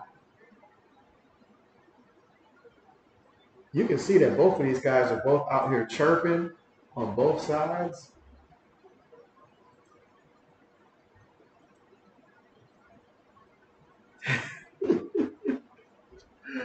Let's see. Lewis says boo birds are out booing. Braden says, and you say Breda, I think you're saying my name. Oh, man.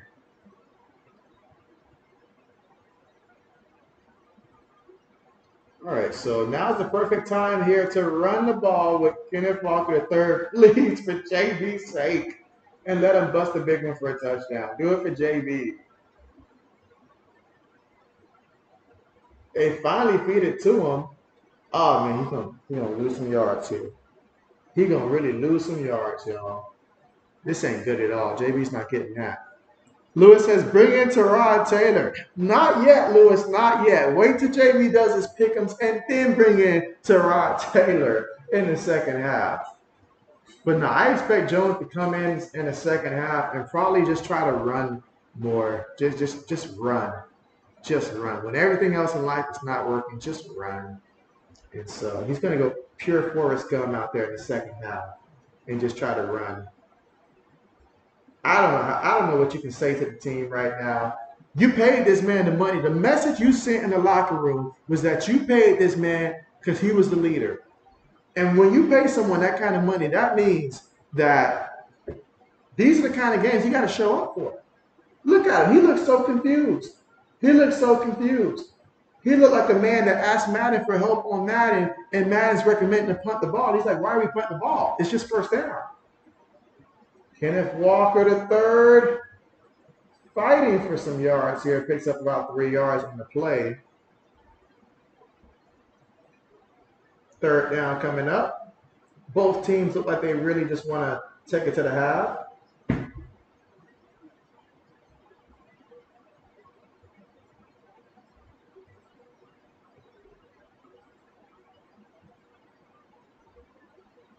Braden says, JB with the great references tonight. Lewis says, back up versus back up. That's the fight you want to see, Lewis? All right, 3rd and 8. Feed it to him again. And he is going to pick up about 4 yards on the carry. 4th down coming up. If I was the Giants, I just let this one run out, but they're going to call a timeout. Okay.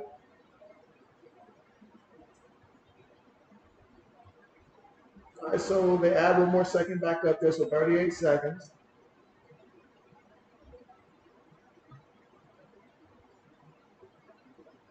All right, let's see.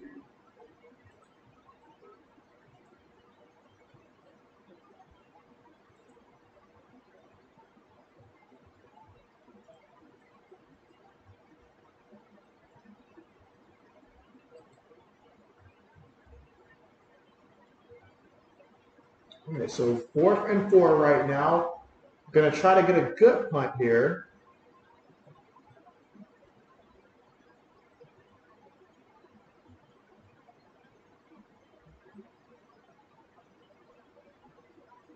Punt's on the way. Ooh, did he run into the punter there?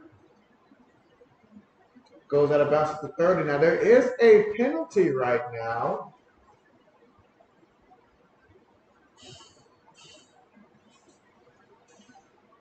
Again, 31 seconds left here. Giants have no timeouts. Keep that in mind as well. They've got no timeouts.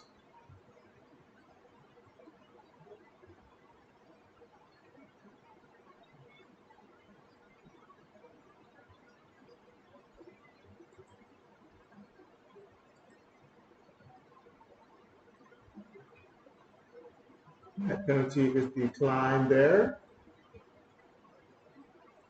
Let's see what the Giants do here before the half.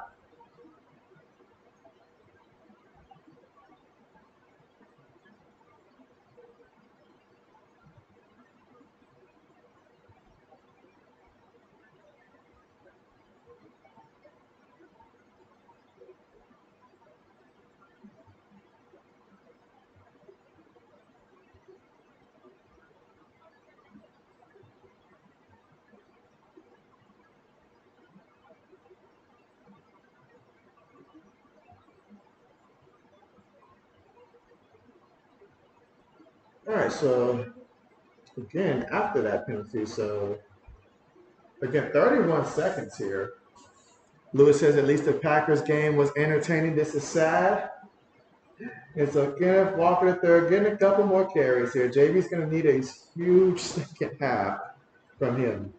And I mean a huge one. But he's now got 8 carries for 16 yards. Again, he had that one big one earlier that was called back.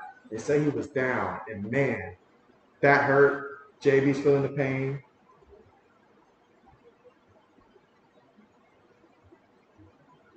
It's 2nd and 6. Receiver goes in motion, gives it to Kenneth Walker, and Kenneth Walker fighting forward there, picks up about 5 yards on the play.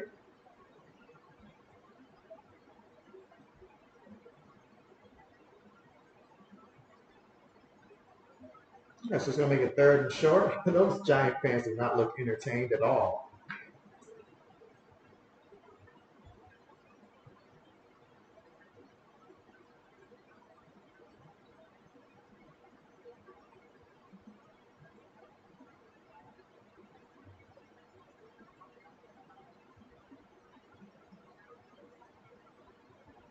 Lewis says, why Giant fans paint their face? Just put a paper bag over your head. He says it's much easier. Again, just 19 seconds here before we reach that halftime. Lock up under center, takes it. Kenneth Walker III is going to pick up the 1st down, picks up about 3 yards on the play. So that'll take us to halftime.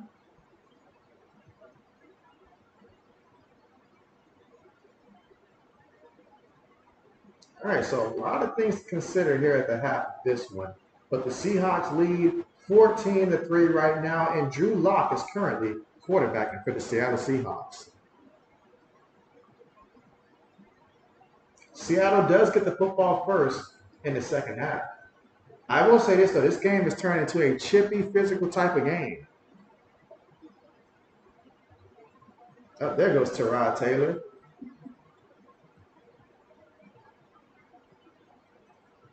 Yep, Brian DeBall knows he made a massive mistake.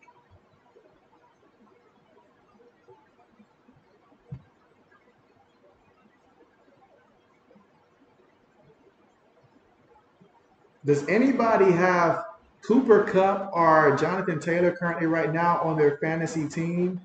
If so, how are you feeling about the status of those 2 guys right now? Lewis says highlight recap shouldn't be long. Says it shouldn't be long at all. But right now for the Seattle Seahawks, who are leading this one 14-3, Geno Smith, 9 of 11 for 67 yards. Again, he had the ankle injury there, went to the locker room early. He threw a touchdown, though, before he left. No interceptions, was sacked once. Jflocka, he's 2 of 5 for 63 yards there. So he's definitely getting a lot of those yards after the catch. And for Seattle on the ground, Kenneth Walker III, 9 carries for 19 yards. He does have a rushing touchdown. Jflocka, he has a carry for 11 yards. So as a team, the Seahawks, 10 carries for 30 yards. One has to assume in the 2nd half that is going to change. For the Giants, Daniel Jones, he is 14 of 17 for 121 yards passing, no touchdowns, no interceptions, sacked 3 times. He did fumble the ball and stuff like that and let the Seahawks get the football, so that was a terrible turnover right there. Rushing-wise, as a team for the Giants, 16 carries for 59 yards. Matt Breida's got 9 carries for 23 yards. Daniel Jones, 4 carries for 26 yards. Wan'Dale Robinson, 1 carry, 7 yards. Gary Brightwell, 2 carries for 3 yards. Now, receiving-wise, Matt Breida is leading the Giants in receiving. He's got 3 catches for 43 yards on 3 targets. Wan'Dale Robinson, he's got 3 catches for 31 yards so far in this one. Isaiah Hodgins, 2 catches, 18 yards. Paris Campbell, 3 catches, 15 yards there. For Seattle, Noah Fant, 2 catches, 63 yards, including that nice one, almost touchdown, but 51 yards. DK Metcalf, 3 catches, 34 yards, and a touchdown.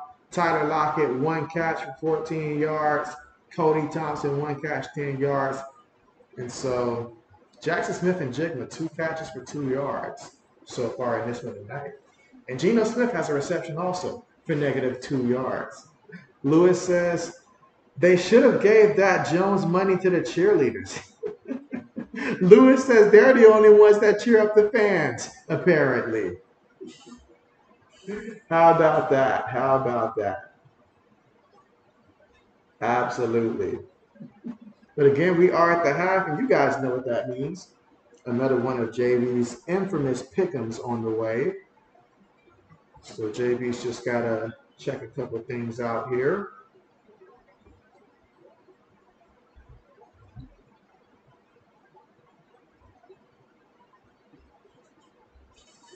Yeah, JB's just got to check this out.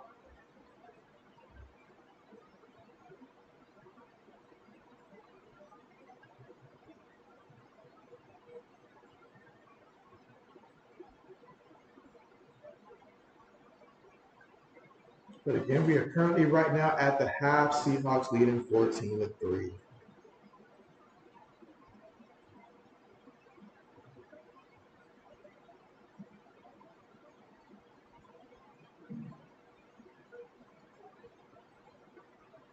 Lewis says, "Don't pick nothing over JB."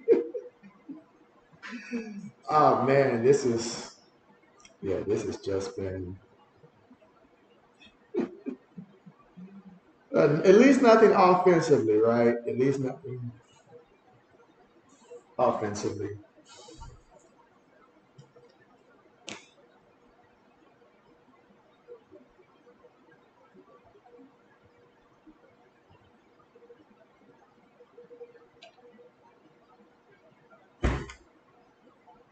Cause yeah, this is. I mean, if Seattle starts scoring a little bit more, then Jones could get benched. That's potentially an option there.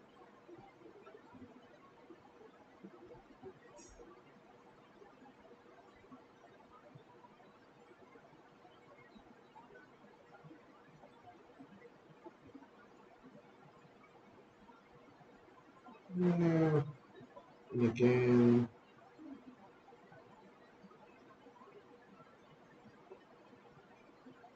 yeah, JB's not liking these at all.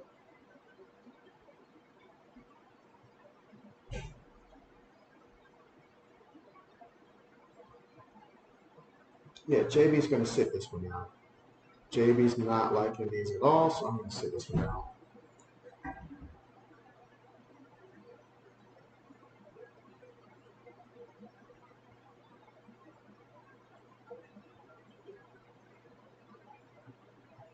But yep, just a reminder, the next stream will take place on Thursday. And so we're going to have Lewis's Bears versus the Washington Commanders. So hopefully we'll have an entertaining game. That one could go either way. So they say.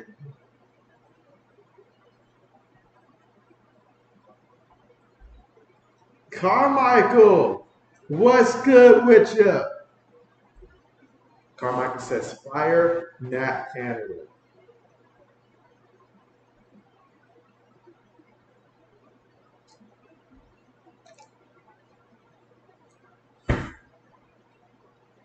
Come to think of it, I feel like, dang, come to think of it, a lot of our teams just got crumbled this past week. Braden's team, Carmichael's team, Lewis' team, my team, old team. Wow, a lot of us took some nasty L's this past weekend. It was not a good week for a lot of our teams. Now, Mike, he enjoyed it, I'm sure. It was a good week for him. Good week for him.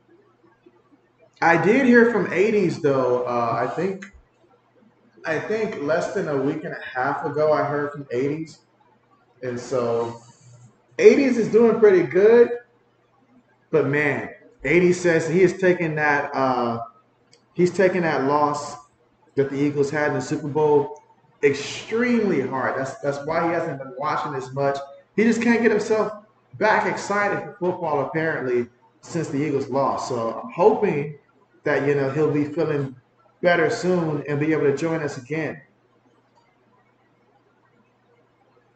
But man, I know that had to be devastating because the Eagles lost an extremely, extremely close game. Extremely close.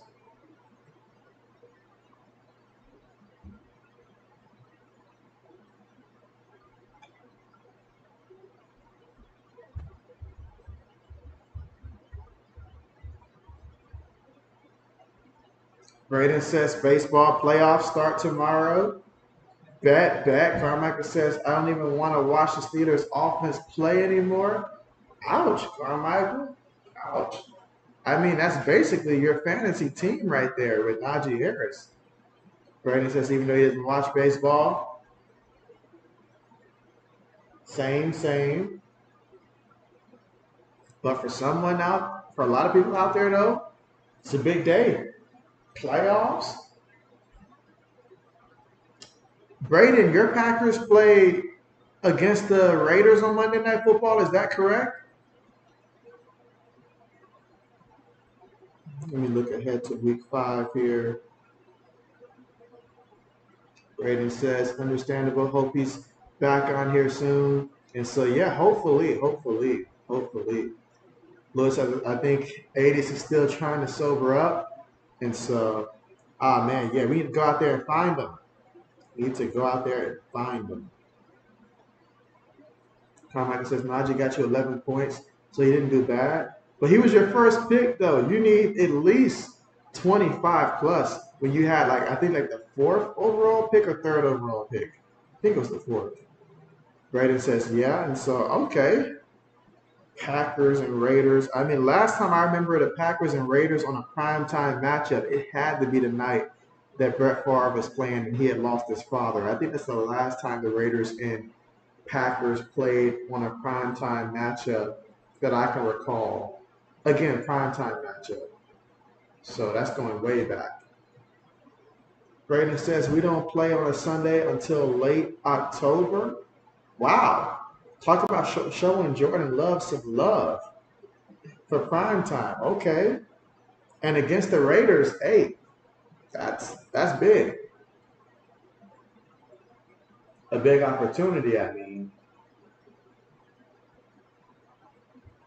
See, when they put us on prime time, they try to embarrass us. We don't get an easy or favorable matchup on a prime time matchup. No, if we're on prime time, they're trying to embarrass us. So it's just like, oh man, really? They're going to do that to us? Let's see. Carmichael says, JB, I'm going to have pick 1 next year, so I'm just looking forward to next year. You're going to take Najee Harris number 1 next year? But nah, I don't even think you'll have number 1 next year. Right now, your team is not the worst team in the league right now. I think your team is like second to last right now in the league. Black Medicine's team is last place in the league last time I checked. So in our fantasy football league. So you might end up being second. Braden says we have a bye after next week. Okay. Lewis says no Yankees or Red Sox in the playoffs. He's excited about that. He's excited about that. Braden says Carmichael is lying. Oh man. Carmichael says Steelers are 2-0 in prime time and 0-2 in every other game. And so, well, it's still a young season. It's still a young season in which anything can happen. You know, anything can happen. Carmichael says he doesn't lie, Braden. Absolutely. But yeah, it feels like this year in fantasy, there's a huge gap between the top 5 teams and the bottom 5 teams. Like I feel like this is probably one of the biggest differences that I typically have seen in the fantasy league. I feel like the top 5 teams are on a different tier right now, and like the bottom 5 teams, like it's lifeless right now. You look at their teams, and I'm like, wow, like this is like wow. Brandon says, hope your team does better. Carmichael says, and no Pirates in the playoffs again. And so, oh man, poor Carmichael, poor Carmichael. At least there's Penn State, right? At least there's them.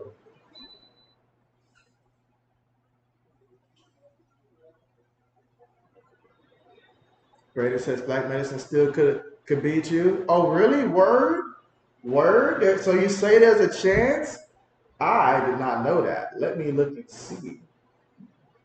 JB's team got 219 points right now. So JB's team I mean, I just wish that we saved this type of performance from my rival because I need to beat him like this to just show him that this is different. But wow. But there's a lot of good matchups this week. I see that old man lost this week to the sports blitz, so that was tough.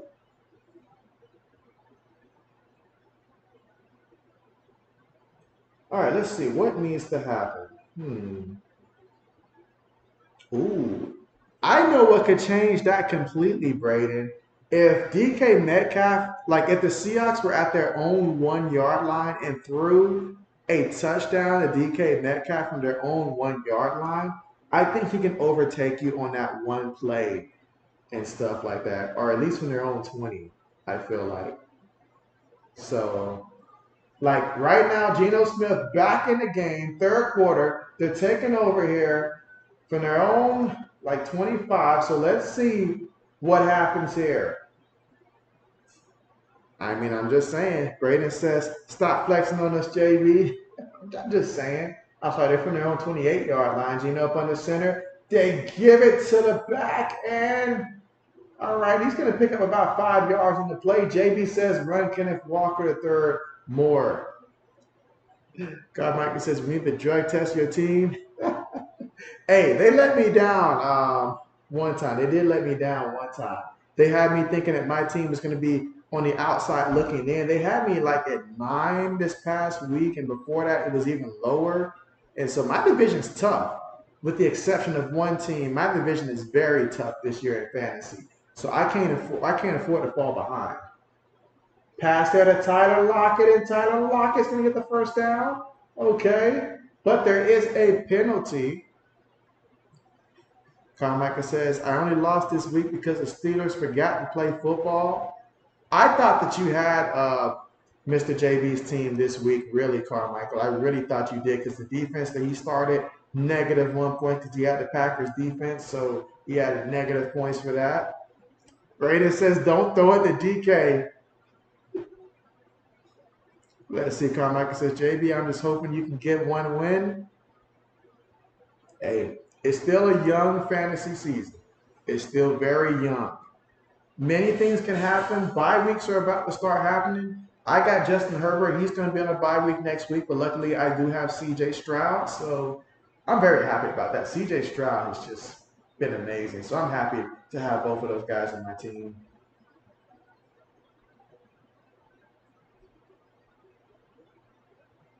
All right, so after the penalty, 2nd and 10. Giants are showing pressure. I expect them to blitz. And they do. Throws it, gets the completion here to Tyler Lockett here. Should be a first down. Or maybe just shy. Braden says, keep throwing it to Lockett. Actually, that's not a bad idea, Braden. That's not a bad idea. My rival in my division is going against Tyler Lockett. So, yes, keep feeding it to Tyler Lockett. I need my division to start losing outside of the one team that loses.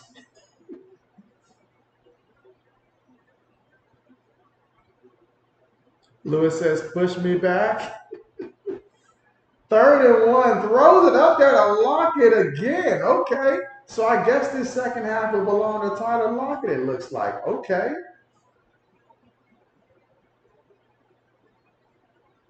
Let's see how this plays out. Things are very interesting right now. Yeah, Geno threw that one off his back foot. I was about to say, I feel like every time Tyler Lockett gets a completion, there's always a penalty. Carmichael says, are running with Walker. Braden says, and keep running, Walker. But yeah, every time the ball has gone to Tyler Lockett, it's been a penalty, I feel like, on the play.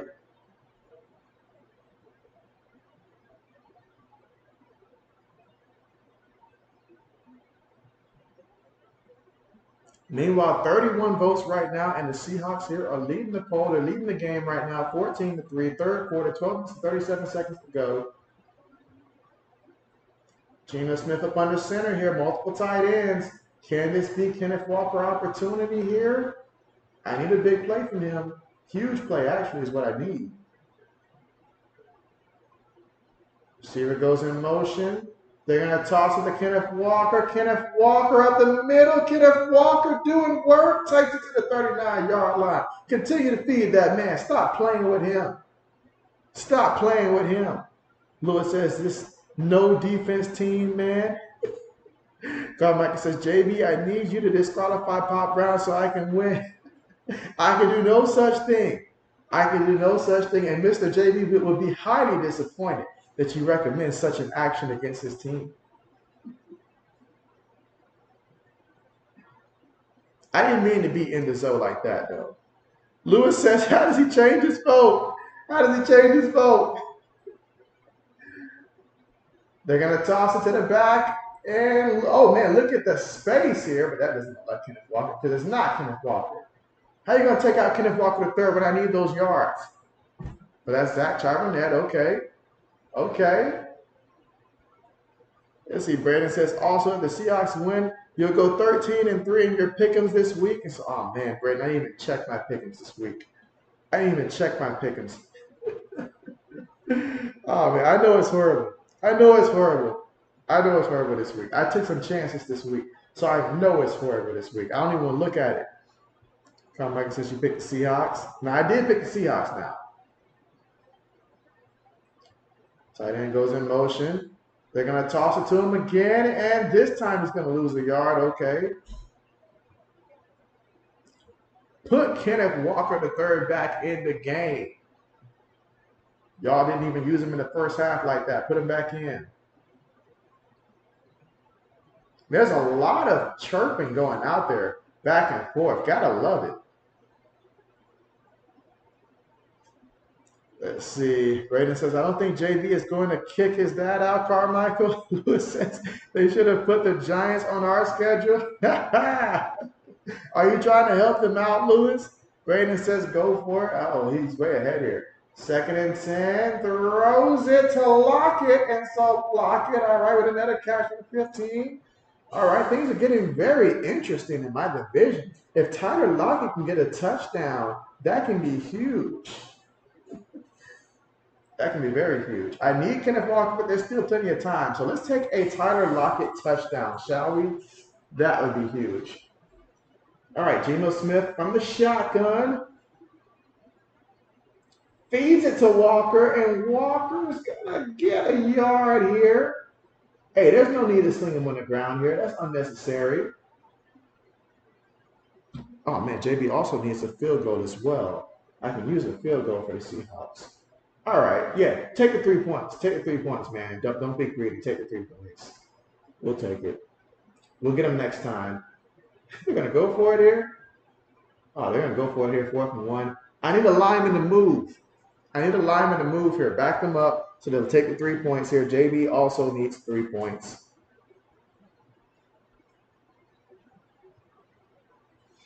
All right, 4th and 1. Lockett goes in motion, play fake, looking, throws it. Oh, look at that's what you get for going for it. Listen to JB next time. Wait, there's a flag? This better be on the defense, too. Y'all testing JB's patience right now. Lewis says going for it. Lewis says Seattle not respecting the Giants' defense. Braden says K-Money is your rival? Yes. We both went to West Georgia for undergraduate and stuff like that. So, yes, he has probably beaten me of all the times that I've played him in fantasy football.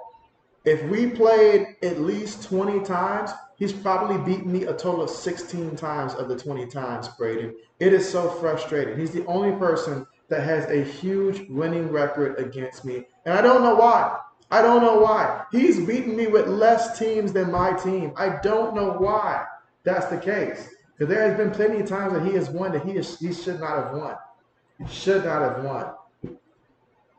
So he is definitely my rival in the league. Even last year, his team was terrible. And he still beat my team. Makes no sense. He's more like my kryptonite at this point, Braden. More like my kryptonite. My first year in my fantasy league, my team was almost perfect. I thought it was going to be my team versus Mr. JB team. His team barely made the playoffs. I don't even know how they made the playoffs, honestly. Barely made it. He had Taysom Hill as his quarterback until Drew Brees got back that year. He had a terrible team, but yet somehow made the playoffs. Somehow beat him. Braden says, you hope I beat him this year? He beat me the first week. He's my only loss this year. My only loss. He beat me the opening week. So I've only got one more shot, basically, unless we meet in the playoffs. He beat me last year in the playoffs in the money league, the game before the championship, and his team was injured and still beat my team. It made no sense. All because Baker Mayfield destroyed the Broncos defense, and that Broncos defense got me negative points. And Aaron Jones didn't show up last year in the playoffs when I needed him. So JB has been hurt too many times. Too many times. Braden says, do you purposely put him in the same division as you? Yes, him, Black Medicine, and also, forget what the other guy's team is called, Nashway. So all of us know each other and stuff like that. So I set up the divisions for a reason and stuff like that. If anybody else knows the people in the division, I set up the divisions based upon that because it makes sense to play against people that you typically know for the most part. So for the most part, I try to set up divisions in that sense. Again, we're here in the third quarter here, 9 minutes and 3 seconds to go. Giants with the football. Makes the pass there, completed there for about 3 yards. Second down coming up, under 9 minutes to go here in the third. Diggs with the tackle. Lewis says fumble, and he says, well, almost. An almost fumble. 2nd and 7. Jones steps up. Jones breaks away. Jones is spinning. Got back to the line of scrimmage there, but man, is that a lot of work. Third down coming up for the Giants.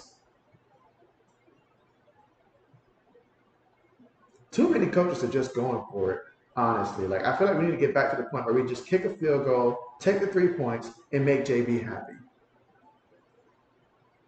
Carmichael says, I just picked up Miami's defense for next week since they play the Giants.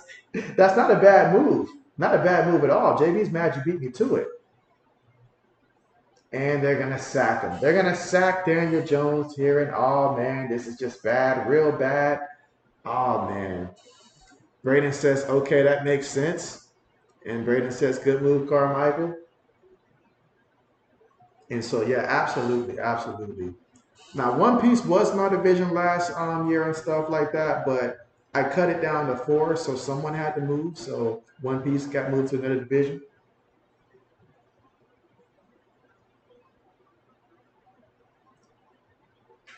All right, meanwhile, the punt going to be returned, but there is a penalty here, but he takes it all the way to the 49-yard line here. So third down coming up here, 7 minutes and 25 seconds to go. Man, there's a lot of emotions out there on the field right now. And that's the kind of emotion that JB has if Seattle opts not to kick the field goal the next time they have an opportunity. Kick the field goal. Take the 3 points. These coaches are just rolling the dice way too much. You got to know when to fold them. Know when to kick the field goal.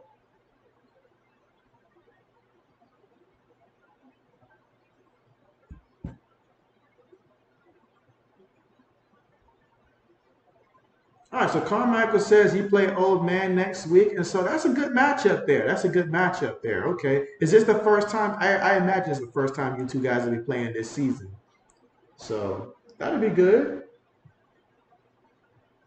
I'm sure O's looking forward to it because he basically played he played Mr. JB's team very tough the week before, so he should have won that game. It was very unfortunate that he lost that game by like I think 2 points. He had lost like it was a lot of points scored. Like I think 162 to 160, so a lot of points in that fantasy matchup. You say you let the Chargers, you let go of the Chargers since they're going to be on a bye week. Makes sense. Lewis says, I hope no one has Minnesota's defense next week. I don't think they have Minnesota's defense any week. But against Carolina would have probably been the only exception. But nah, I don't think you got to worry about that. I don't think you got to worry about that at all.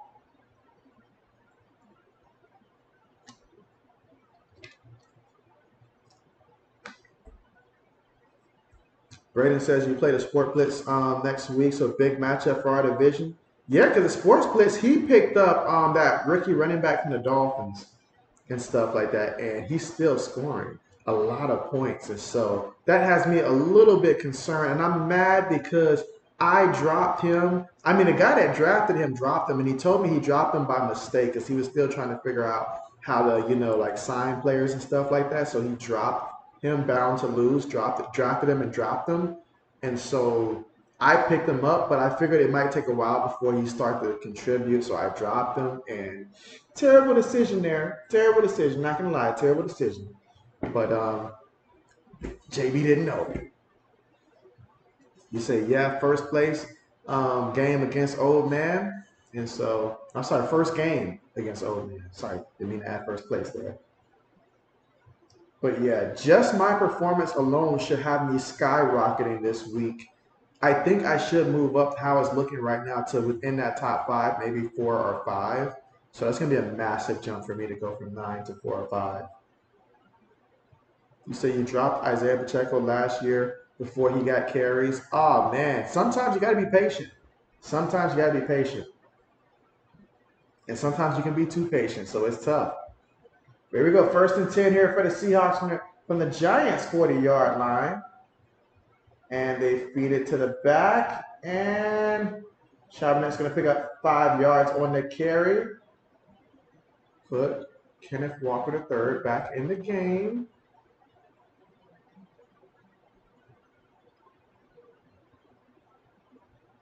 Lewis says he really, really, really needs a pick 6.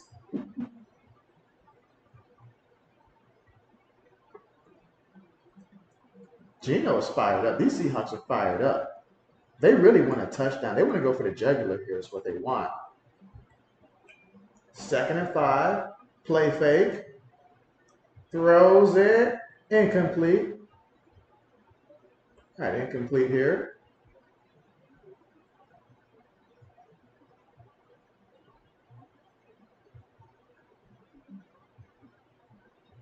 Yeah, JB could have really used a field goal last time out there, not going to lie.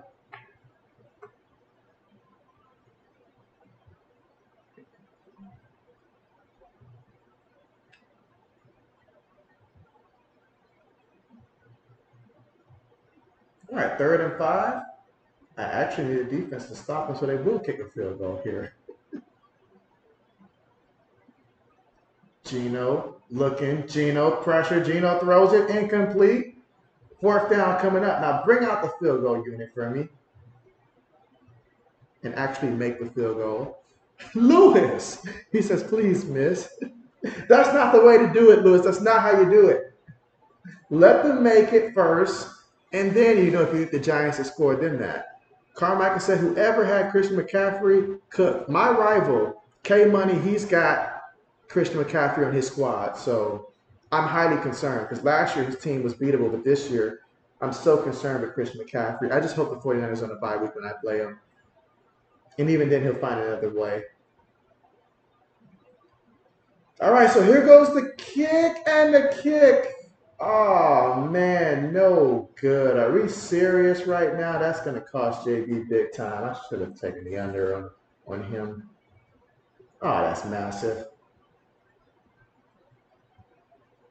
So he kicks the field goal and missed it. Dang it, I did not need that. Because I need 2 field goals really from him and stuff like that because I need him to get to 7 points. He's only gotten 2 points, so we're not going to get there like this.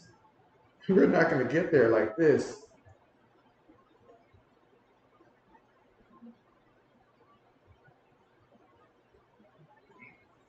Lewis says, finally something positive to cheer for now. Carmichael says, you like Christian McCaffrey on one of your teams. He scored 45 points. Well, did you have I think you had the option to draft him. Was he on the board when you selected? Probably. Lewis said you had McCaffrey and Fields, and so well, I'd like to say that you had a field day, and you did due to McCaffrey. I don't know how many points Fields produced out there this week though, but I had to imagine it had to be one of his better weeks. Carmichael says JB put Justin Fields finally decided to score you some fantasy points. Did you start him? Well, I imagine if you drafted Justin Fields, you probably had no choice but to start him in our league because you wouldn't have had another quarterback. So makes sense. Lewis says, told you no overs, JB. I did this before the game, though. This was my before the game pick. So there's no way I was going to know he's going to miss that. But this was, I didn't do any at halftime. I decided not to at halftime. I didn't like what they had the projections at, so I opted not to. So I still need Kenneth Walker to get to about 68 yards rushing. I did take the under for the Giants kicker, so I'm feeling good about that. But Seattle's kicker, Jason Myers, I need him to get to 7 points, so I need basically 2 field goals from him. Carmichael says, you did start him. Your backup is Russell Wilson. Ooh. Russell Wilson's been throwing a good bit lately, at least for yards. I don't know about anything else, though, but at least yards.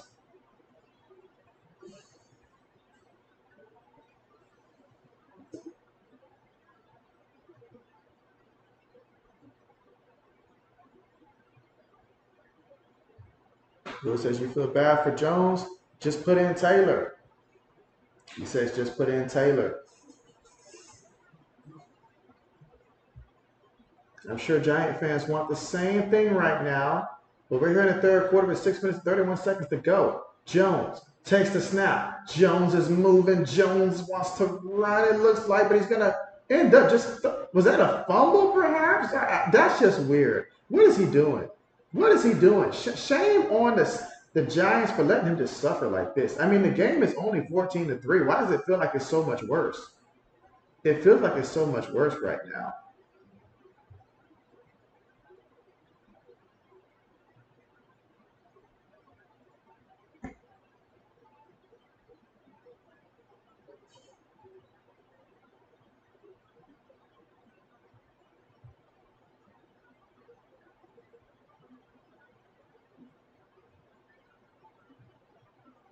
Again, 6 minutes and 22 seconds. They hand it to the back, and he's going to pick up a yard on the play. However, there is a penalty.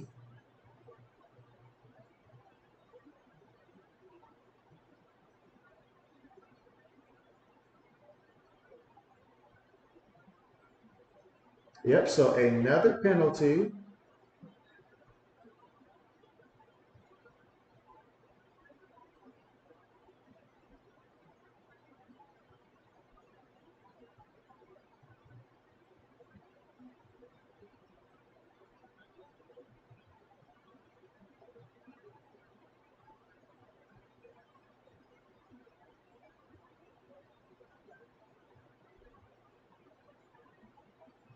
All right, here we go. 1st and 10, and Jones is looking, and Jones is trying to run. He picks up a yard here.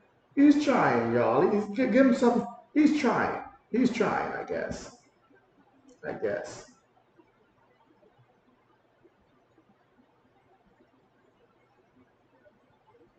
But yeah, I mean, we've seen enough, right? We've seen enough.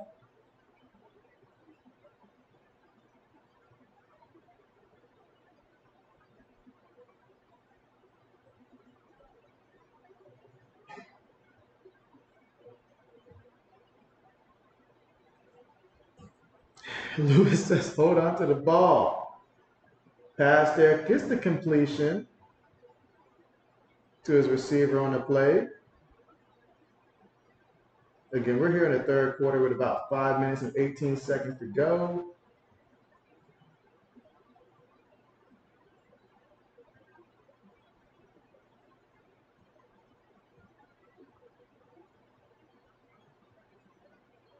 And Jones is going to keep it himself here. Okay, takes it to the 24-yard line.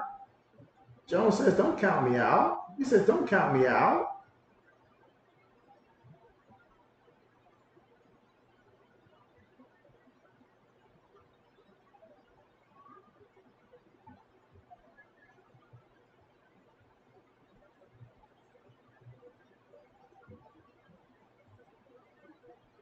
right, so Jones saying don't count me out just yet.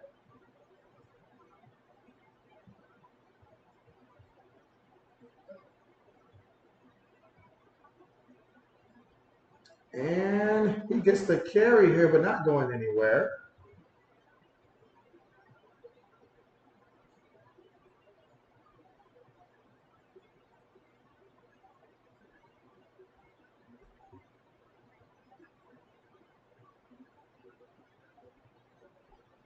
All right, we got 2nd and 9 here.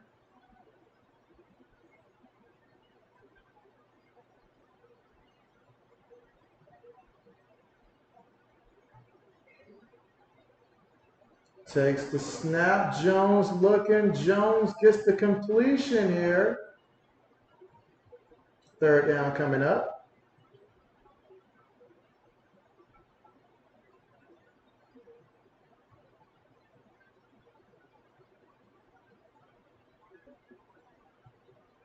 All right, we got 3rd and 3.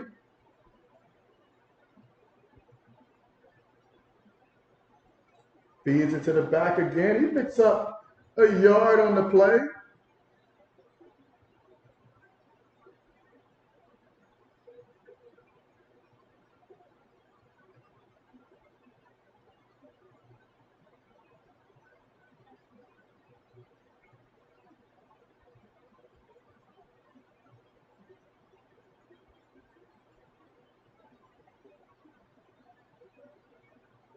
All right, so 4th down here. 4th and 1.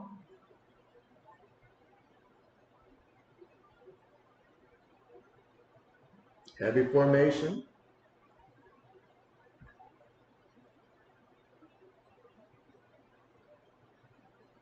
Got a little timeout called here. All right. Lewis says, I'm starting to hear some cheering. Carmichael says, I picked up Jamal Williams and put him on the IR. Okay. Lewis says, better come up with 7. They're going to have to. They're going to have to, Lewis. They're going to have to. They are going to have to.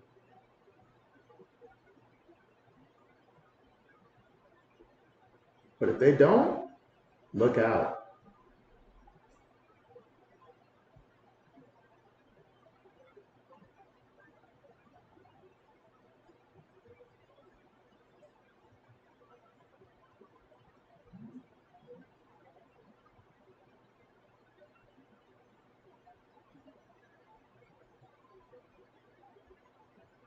All right, 4th and 1.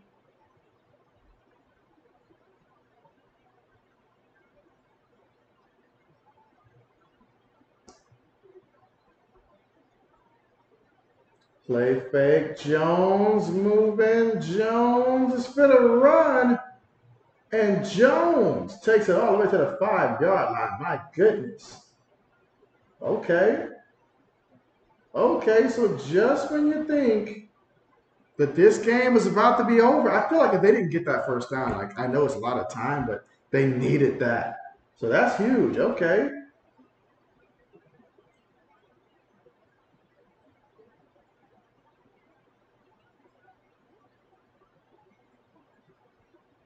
Well, this makes you sort of reevaluate things a little bit. 1st and goal.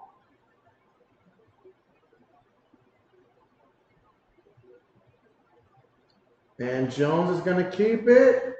All right, picks up a yard on the quarterback run here.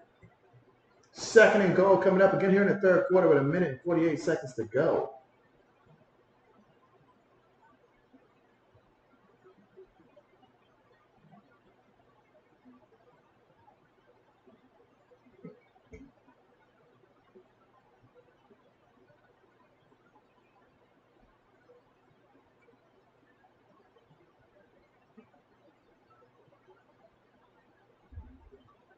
Out of the shotgun.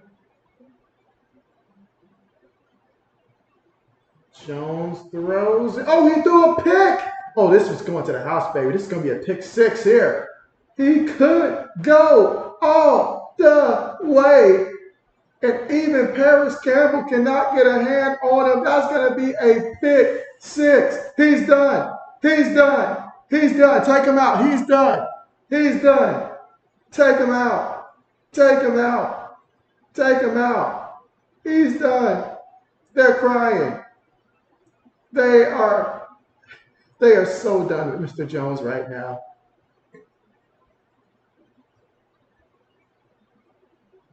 Wow. Just wow.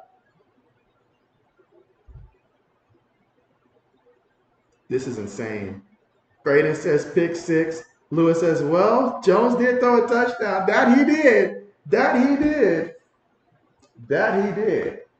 Extra point is good. Wow. Flabbergasted. Lewis says, well, there goes your .5 interceptions on Jones. Plus 200, yes. Mike says, put into Rod. Braden says, Devin Witherspoon deserves Defensive Rookie of the Year right now. Mike says, Jones fleeced the Giants. Yes, and one of the greatest fleeces ever that you will ever see in this lifetime. And I mean ever. Wow.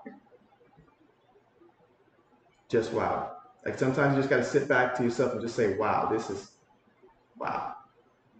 But we are at the commercial here, and there was a touchdown. It just wasn't for the Giants. And so, ouch.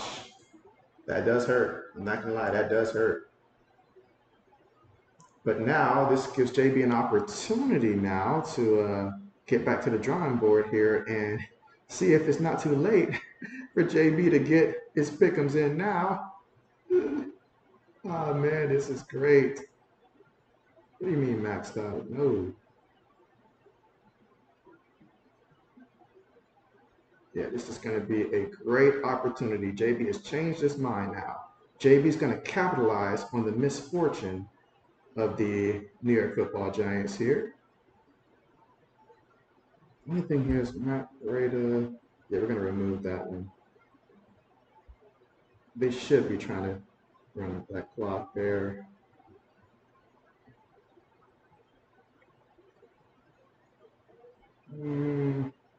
Lewis says, please bring in Terod. It's over. He says, please. He's begging y'all. Oh, this is annoying.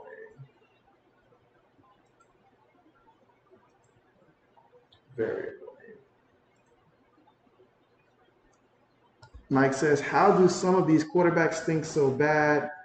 The system just isn't a fit. It's just not a fit. It's just not a fit.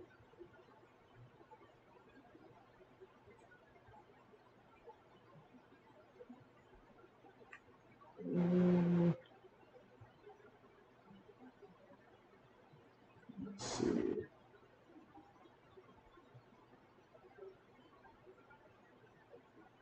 Yeah, JB needs something now.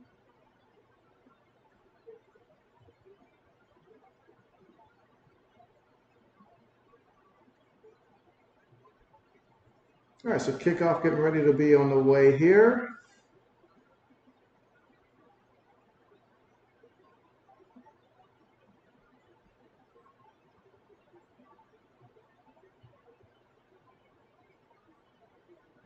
Kickoff is on the way. All right, so down in the end zone. So let us see how things play out here. Oh, it says, dang, I thought that was Mac Jones, my bad. Lewis says, Jones trying to get benched so he cannot deal the Pins next week. Oh, it says, Giants worse than New England for sure. Braden says, Daniel Jones the next Blake Bortles. Blake Bortles taking straight bullets here. Dang. Mike says, Zach Wilson, he'll take him over Daniel Jones after last night's performance. Yeah, I feel you there. I feel you there. I feel you there. That I do. All right, let's see if JB can get this quickly in.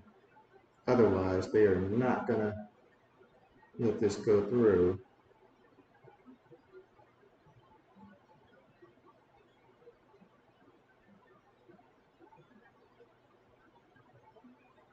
All right, 2nd and 10.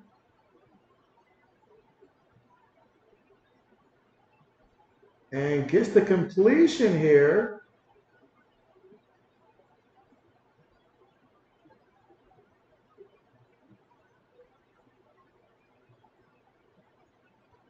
All right, dang it, JB just want to JB's trying to cash in here, y'all. So give JB a minute. I'll see if I can get it in the third quarter here. Jones looking. Jones throws it. Gets the completion here to Matt Breida. And that should take it to the end of the third quarter there. So at the end of the third quarter, 1 quarter remaining, and the Seahawks leading 21-3 right now. Mike says, who will win, the Bears versus the Panthers? And so I would have to say, that's a tough one right there. But I would say the Bears.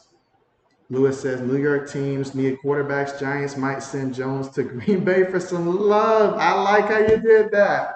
I like how you did that, but Braden's not going to ever let that happen. He will never let that happen. Never. Never, ever, ever. All right, let's see. What can we get here?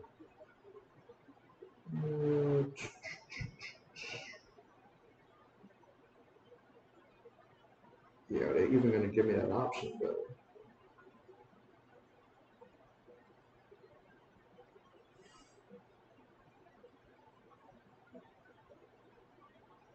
That's tricky.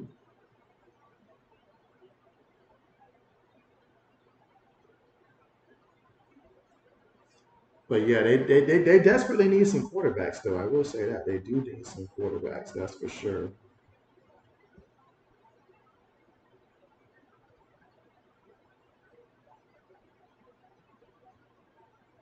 All right. Kenneth still got to get some carries, but so does Zach.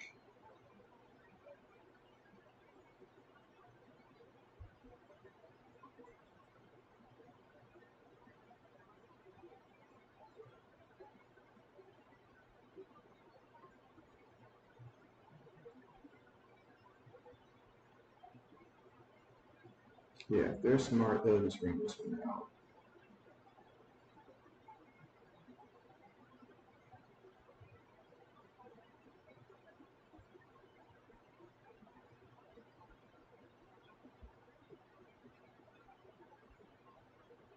All right, doesn't look like JB's going to get this one off. That's a shame.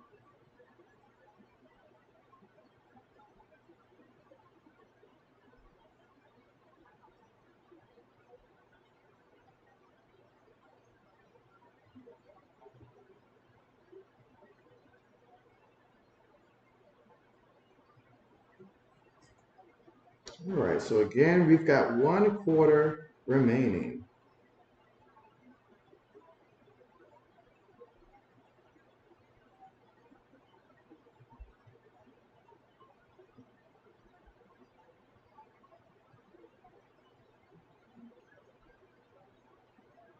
And Jones throws it to Breida, and Breida picks up a yard here. So we've got third down coming up. Oh, come on now. Y'all just not letting JB submit it. Oh, look at that. He is done with Daniel Jones. Look at that. He is done with him. When the coach flips the tablet, that means he is done. 3rd and 5. Throws it. Ball's deflected. I think a lineman caught it here. All kinds of craziness is happening right now. Wow. Wow, wow, wow. Lewis says, a quarterback has caught a pass. Now a lineman caught a pass. Right? Everybody but a Giants receiver, basically.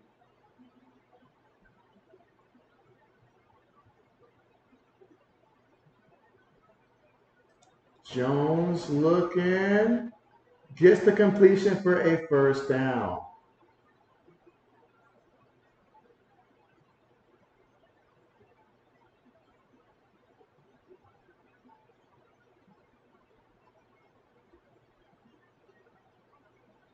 Yeah, so we got 1st and 10. They are not going to let me get this one off, are they?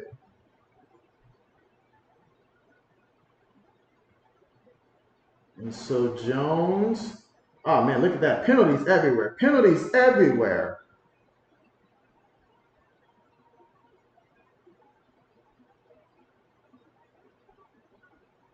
Got an injured player.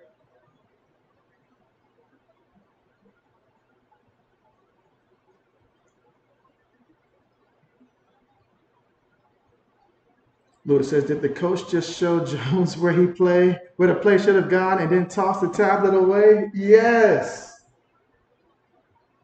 absolutely. They got to stop showing these replays. I thought that was live. I was about to say, like, not again. Not again. Oh, my.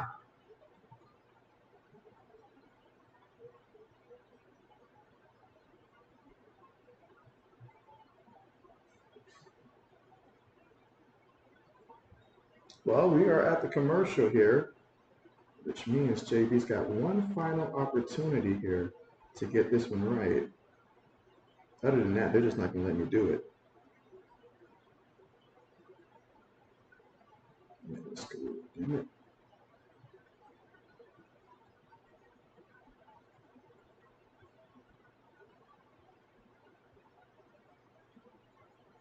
All right.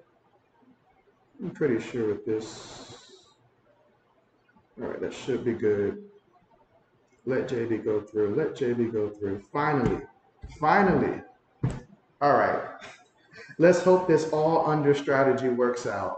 Now I need the scoreboard keeper to please work with JB. Matter of fact, new game plan. Take Kenneth Walker out the game right now. Let's run Zach Charbonnet the rest of the way when Seattle gets the ball, and let's milk this clock. There's no need to keep your marquee running back in. Take him out. JB's got a whole new game plan. As for the Giants, take out Matt Breida, and let's just milk this clock. Let's just milk this clock. Just milk this clock. That's the game plan now. Just milk it. Oh, it says JB, keep it 100. Am I crazy thinking JJ McCarthy would be a better option for New England than Mac Jones? I can see why it would be a good, comparison, because you look at what Michigan does. They're a run-first team, and he excels in that type of offense with his mobility. Now, and he can throw it to the weapons. And we've seen the development, the maturity of a JJ McCarthy. So you add the experience that he has, and so system-wise, it would certainly make a lot of sense why he'd be, consideration there. And so I don't think it's crazy. I don't think it's crazy. It's not crazy. Oh, it says, and they don't want you to get your stuff down. They're like, yeah, they kept like refreshing the picks. So I had to choose the 5 players that they made available and stuff like that. So I'm just betting that Seattle, when they do get the ball, take out Kenneth Walker, put in Zach Charbonnet, let him continue to run, and hopefully milk off a lot of clock. As for the Giants here, just get this game done. Look at that. Look at that. Look at that. He's literally slow dragging with the D lineman. Look at that. Lewis is laughing. Oh, man. JB's got to go ahead and end this poll. I'm sorry. Like, we got to end this poll. If JB could end the game as well for you guys, JB would too. But, yeah, for the Giants people out there, oh, man, this is tough. This is tough. Real tough. Real tough. Jones throws it. All right, that's not one of the guys I've got out there. I've got a lot of guys out there, actually. I just need Daniel Jones to only run it. Just run it. We want the clock to run. Just run it. As Chris Brown would say, just run it.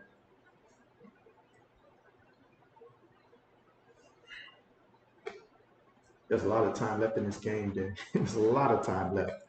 Just run it, please. And as for Seattle, there's no need to keep using Kenneth Walker. You didn't use him the entire first half. All right, Jones, get him. Got him. Got him for the sack. Got him for the sack. Keep the clock running. Keep the clock running. Like Zeke does with the feed me, keep the clock running. Keep it running. Man, Dable looks like he's about to cry. I almost feel bad for the guy. Lewis says, even if JB showed the game, I wouldn't want to see it. This is where it has its advantages. You don't have to see the game, and you don't have to deal with that.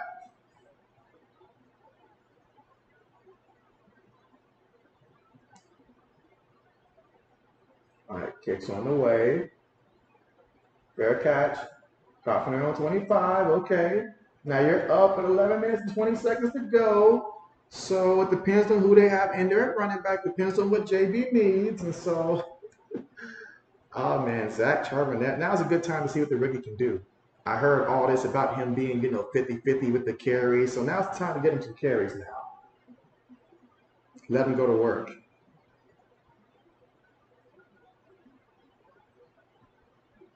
Because JB had a decision. Did I think Kenneth Walker III can get me 20 more yards when he's already got me to 41? JB didn't want to think about it. Maybe mistakes might have been made, but hopefully not. Why is there so much time left in this game?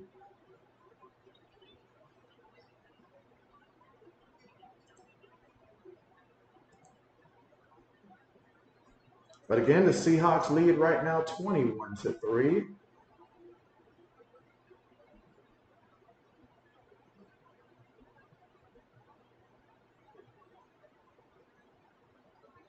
And again, reminder is Thursday night football, in which the Bears and the Commanders, Thursday night football.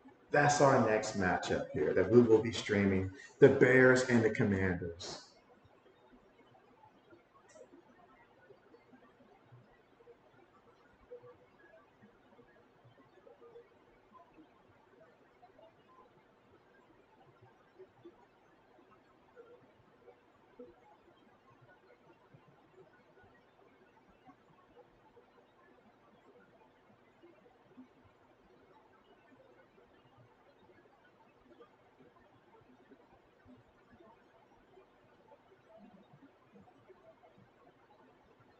Lewis says, a lot of garbage time left, JB. You say, even if you, yeah, that is true. That is true.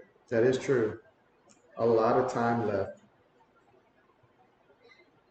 And so Red says, salute. Will the Giants put in a different quarterback this quarter? When you see the frustration on Brian DeBoer's face, I say yes. At some point, yes. He's just out there getting sacked. If you leave him in there, you're not doing him any favors. But at the same time, how many times can you pull a guy this season? Like, this is becoming an every game type of occurrence out here. Pull him, pull him, pull him, pull him. He gets pulled more than the rope on tug of war and stuff like that. Like, they should do the over-under on how many quarters he's going to play at this point. Would it be 3 quarters? Would it be 4 quarters? How many quarters would Daniel Jones play this game? Yeah, these fans, they've had enough. They've had enough. I say both teams just put in your backup running backs and just, run the ball with your backups specifically.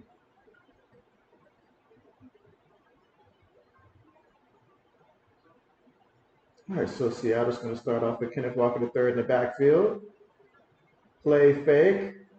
Geno looking. Geno throws. Gets the completion there to Jackson Smith and Jigma.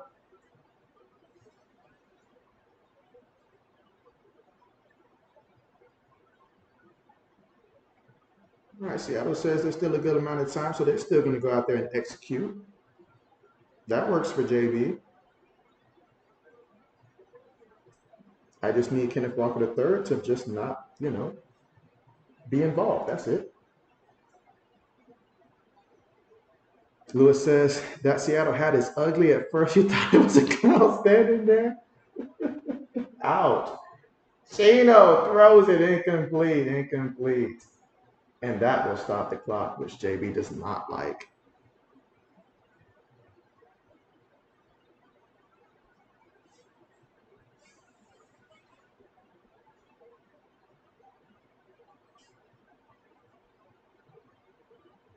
All right, so we got 3rd and 8 here. Let's see if Geno can come through here and move the chains and get this clock back rolling.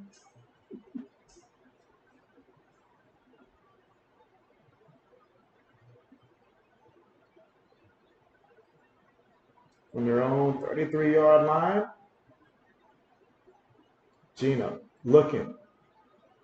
Geno throws it incomplete there, and that will bring up 4th down. That is not what JB needed to see.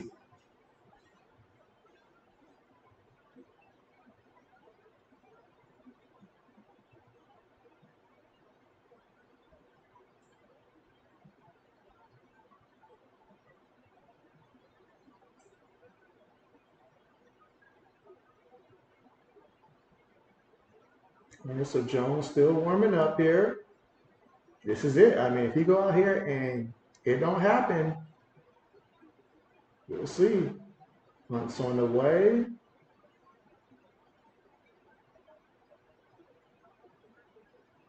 And gonna get away from the ball here, and it's touched at the 13-yard line. We'll see what the New York Giants do here, down 21-3. Lewis says, I see the same thing, line not supporting Jones. And so, oh yeah, we've seen that almost every game this season, with the exception being, I think, against the Cardinals, but every other game this season. Yeah, JB cannot hold on to Jones anymore in this fantasy league. Matter of fact, let JB start looking right now in my other league, because the waiver's going to take some time anyway. So let me take a strong look. My goodness, my fantasy team with 227 points this week. We can just be consistent. And that's without Jordan Addison giving me anything this week. Let's go.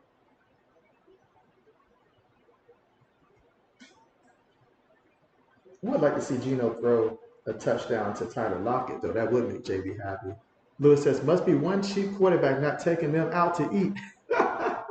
Right? That's exactly what it is. Exactly what it is. We still got 10 minutes and 23 seconds left to go here in the fourth quarter of play, but Braden's already declaring this one over. And when Braden says the game is over, it's over. I just want Daniel Jones to just come out and just run it. Just go all out. Just run it. Every play, just run it. Just run it. Don't throw it. Just run it. He's already got 8 carries to 46 yards. Just run it, Daniel Jones.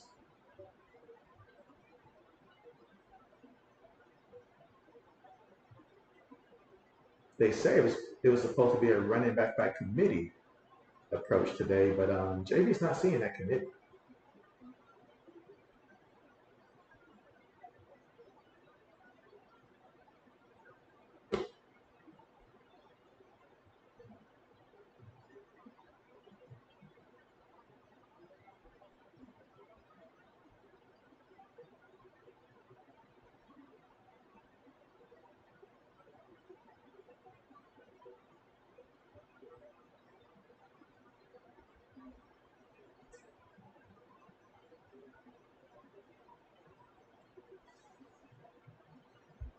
Uh-oh, Braden says sacked again. Uh-oh, Braden's ahead of me here, so that sounds like good news for me, though, I guess. As long as the clock keeps running and he doesn't throw it to Darius Slayton, Darren Waller, or Rondell Robinson, or Matt Breida, basically the entire offense. Got him! Oh, man. Jones is taking more contact than a crash dummy at this point.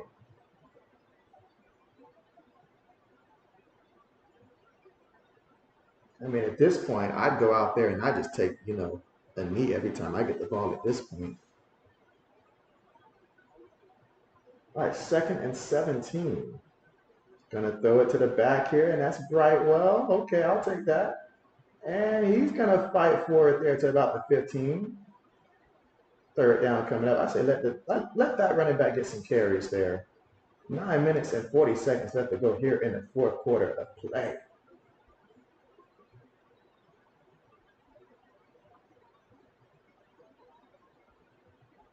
Jones running. Jones is gonna run, and he's gonna pick up the first down there. Picks up, takes it all the way to the 33-yard line. So Daniel Jones said, "I'm just gonna run." He said, "They're gonna hit me anyways. I might as well get some yards first."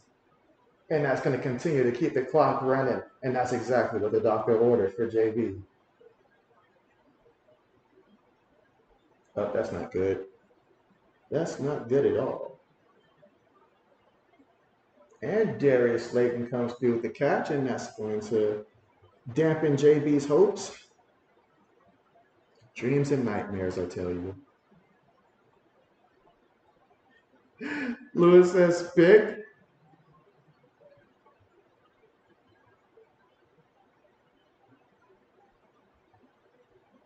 Looking. Throws it. Incomplete.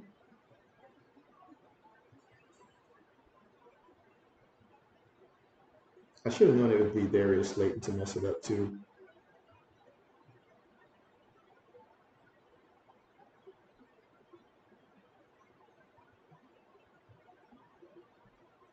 All right, 2nd and 10. 8 minutes and 39 seconds left to go. Throws it, and he threw a pick. My. And so Seattle, they want to run this one back. Well then, Brandon says, I'm only watching this for fantasy purposes. Lewis says, receiver wide open too. Oh, man. I guess the Joneses had a competition who can throw the most interceptions this week, and we see they're both fierce competitors. Lewis says, oh, New York, New York.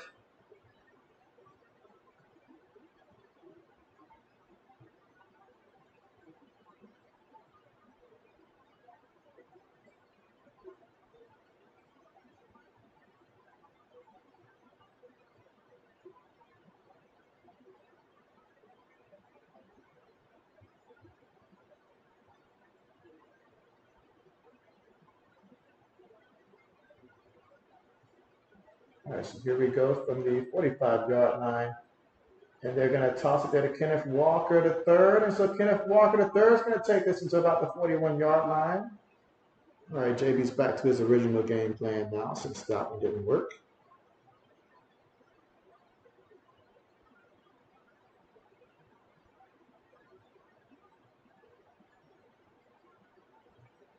Braden says, that might have sealed your fantasy win.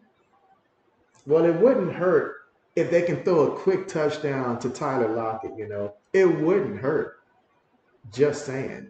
Lewis says, nothing exciting about New York. No defense, no off. Special teams pointing the wrong way.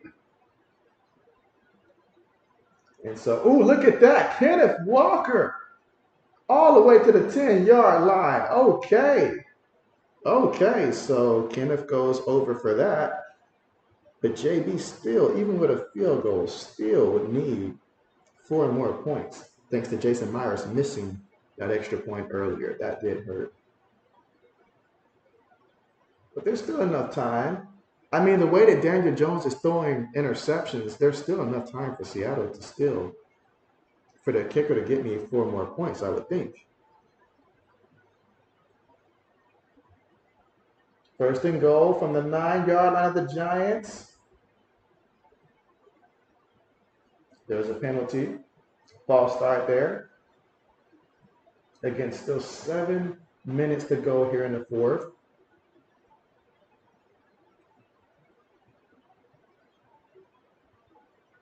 If only I had taken the under on both kickers.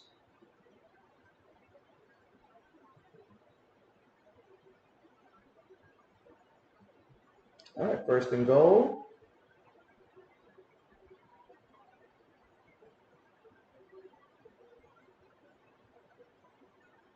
Gives it to Kenneth Walker the third, and he's going to pick up 2 yards on the carry. Try to reverse field there. 6 minutes and 45 seconds left to go.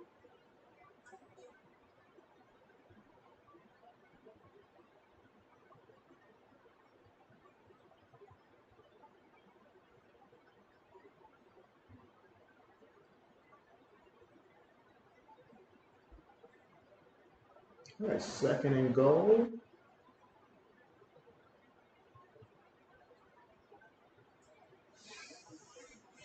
As Braden said, just looking out for fantasy purposes at this point.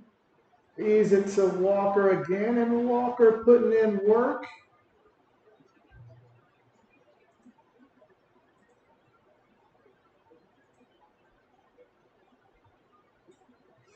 You said, how many points will the Giants allow to Miami and Buffalo combined? Oh, man. Whew. I would say 120. Yeah, 124. Oh, the Giants are pissed off over there. They've been badgered pretty much every game with the exception of one. Gino looking. Gino is sacked. Oh, Gino. Gino. Oh, well. I'll give you one more shot. But quick, bring out the field goal unit. It's fourth down. Bring out the field goal unit. Bring out the field goal unit.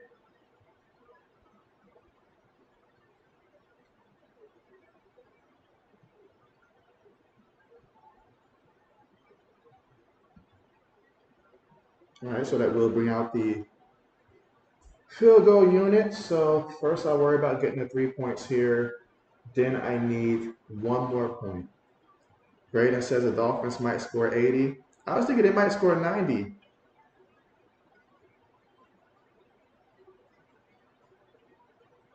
Because you think about it, Tua and the offense would score 70, and then Daniel Jones would give them probably three touchdowns return, especially if Jalen Ramsey's back by then. So possibly 90. All right, but the 34-yard field goal attempt is up, and it is good this time. I mean, it looked like it was kind of wobbly there, but it's good. All right, 24-3. So the only thing I need now is just one more point from the kicker. So if the Giants wanna turn the ball over once more and let Seattle score and help JB get that last extra point, that'll be tremendous. Then JB can walk away a winner. Do it for JB.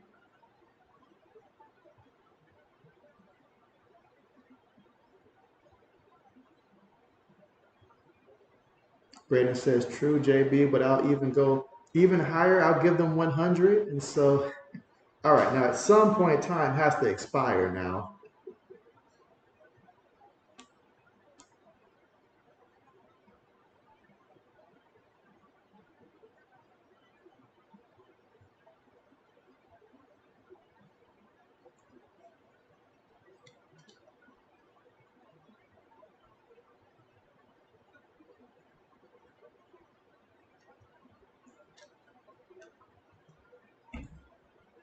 Kicks on the way. No return. So, yeah, JB's hoping for one more turnover. It can be a Daniel Jones fumble. It ain't got to be an interception. A Daniel Jones fumble. That can hold on. Let me work. Let me just send a message in my other league and just drop Daniel Jones. Sorry, behind off my fantasy team at this point.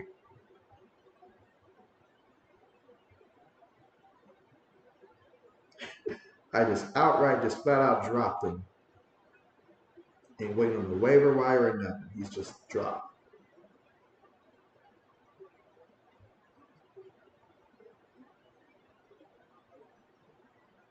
All right, gets the completion to Darren Waller. Somebody got not a Swifty.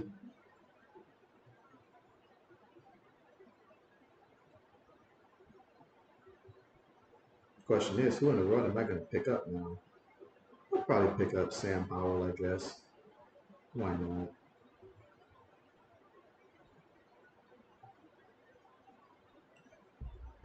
Braden says 10 sacks now. Jeez.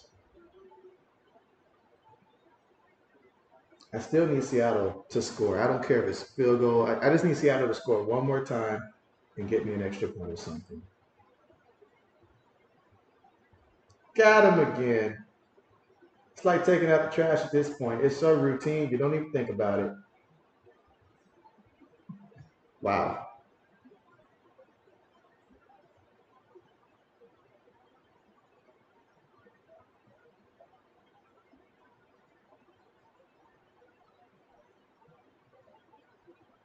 Second down coming up. Second and 16. Jones throws and it's caught by Darren Waller, taken to about the 39-yard line. Third down coming up. Raiden says 11 sacks now. Lewis says fumble. Lewis, you're always saying fumble. I don't know if you're for real or not here. But if it is a fumble, then JB will be fired up. Lewis says never mind. Come on now. What are we doing, Lewis? Really? What are we doing?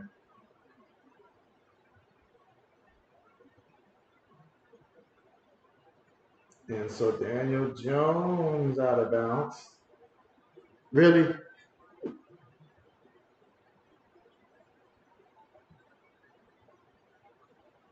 So I guess fourth down coming up here.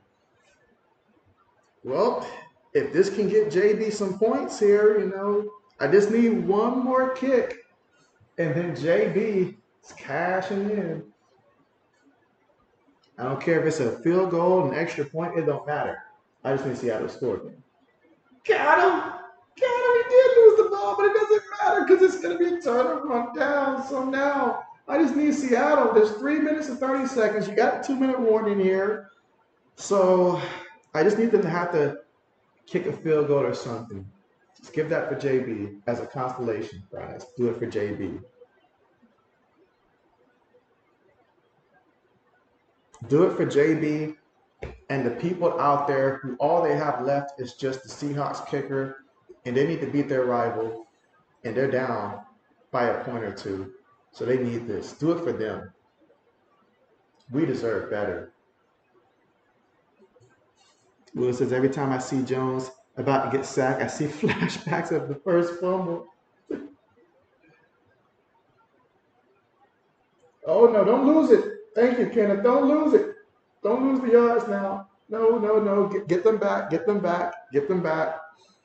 Get them back. Second down. Why did we take out Gino? We still need points here. Give JB a chance. Need a field goal or something. At least a field goal attempt. 2nd and 14. Don't go backwards. Why are we tossing the ball? Just run it up the middle.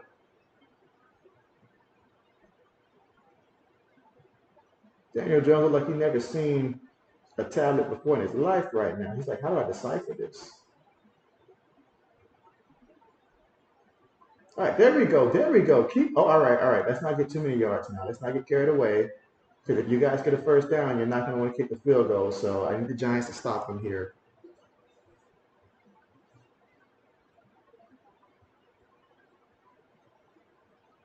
Oh, that's one pissed Giants fan. Gotta love it. Braden says, stop watching the game, still listening to. Oh, Braden, I thought you were telling me that they got to stop. I thought you were trying to help JB out here. I need the Giants defense to get a stop, but we're at the 2-minute warning, it looks like. So, all right, Giants defense get a stop, bring out the field goal unit, get JB some more points, and then that's it. Mission accomplished.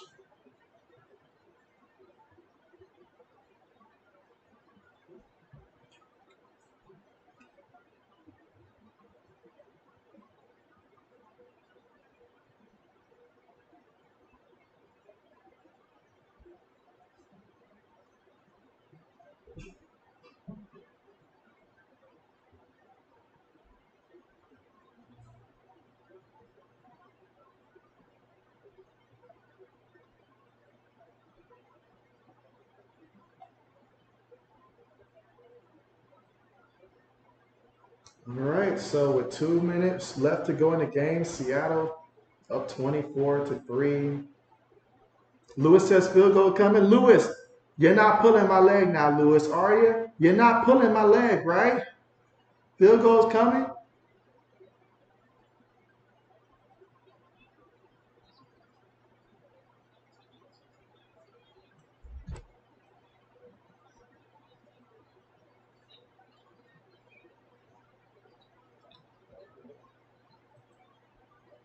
Oh, always does that too.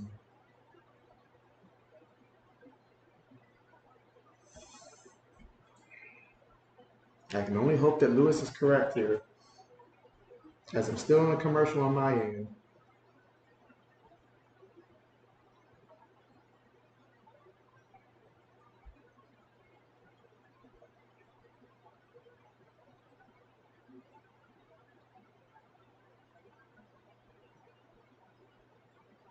Let's see what Braden says. The field goal is good. It's not bad tonight.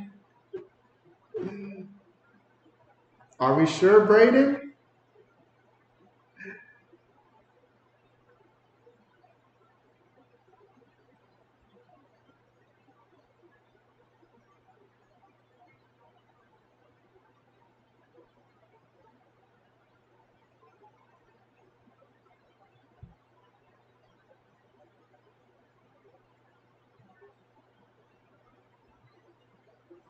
Oh man, it seems like let's say did they freeze? Are they frozen right now? Oh, okay. Okay. I'm tripping.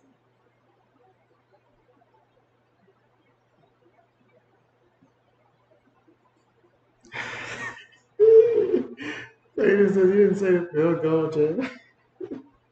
I'm over here looking for, oh, my bad. I totally misread that. You said the field is good. It's not bad tonight.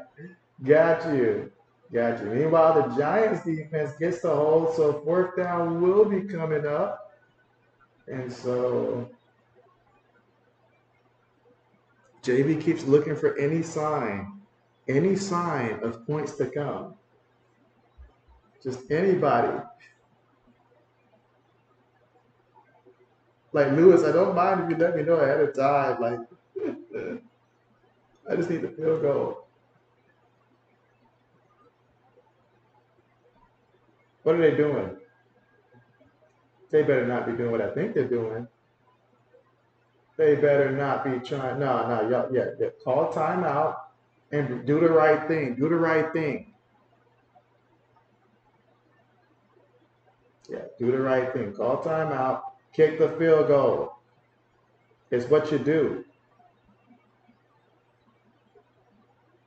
No. Don't tell me they're going for it. Don't tell me. No. No, they're actually going to go for it on 4th and 3. Why would they do that? Why? Why not kick the field goal? Lewis, what did you tell them? What did you do? And they are going to go for it on 4th and 3 when they can easily kick a field goal. But they're going to, instead of give the kicker a chance to redeem himself from further out, they're just going to go for it here on 4th and 3.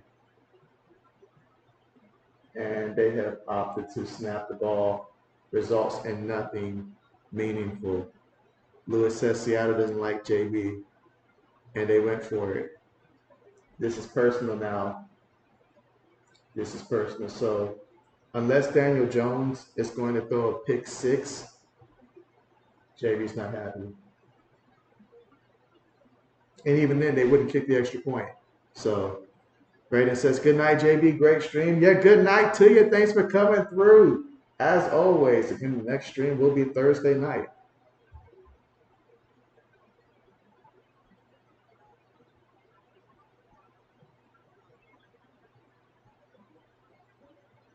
And the Giants opt to run the ball here.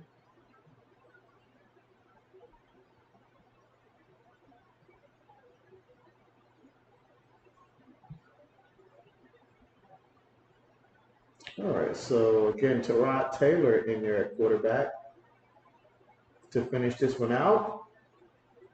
And one more run should be all it takes to end this game. And they're going to give it to the back, and that's going to be the last play of the game here. And the Seahawks are victorious 24-3 in this one.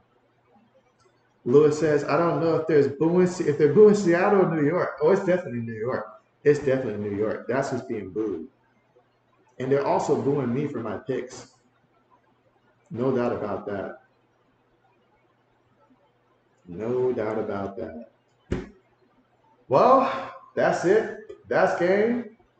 Thank you guys for coming through. It's been great. It's been real. We had some fun moments despite the fact the game was pretty much one-sided. But Lewis says, see you Thursday, JB. Don't cancel. And so we will definitely do our best not to. Absolutely. But with that being said, though, JB will end it. So thanks again for coming through, and see you guys next time.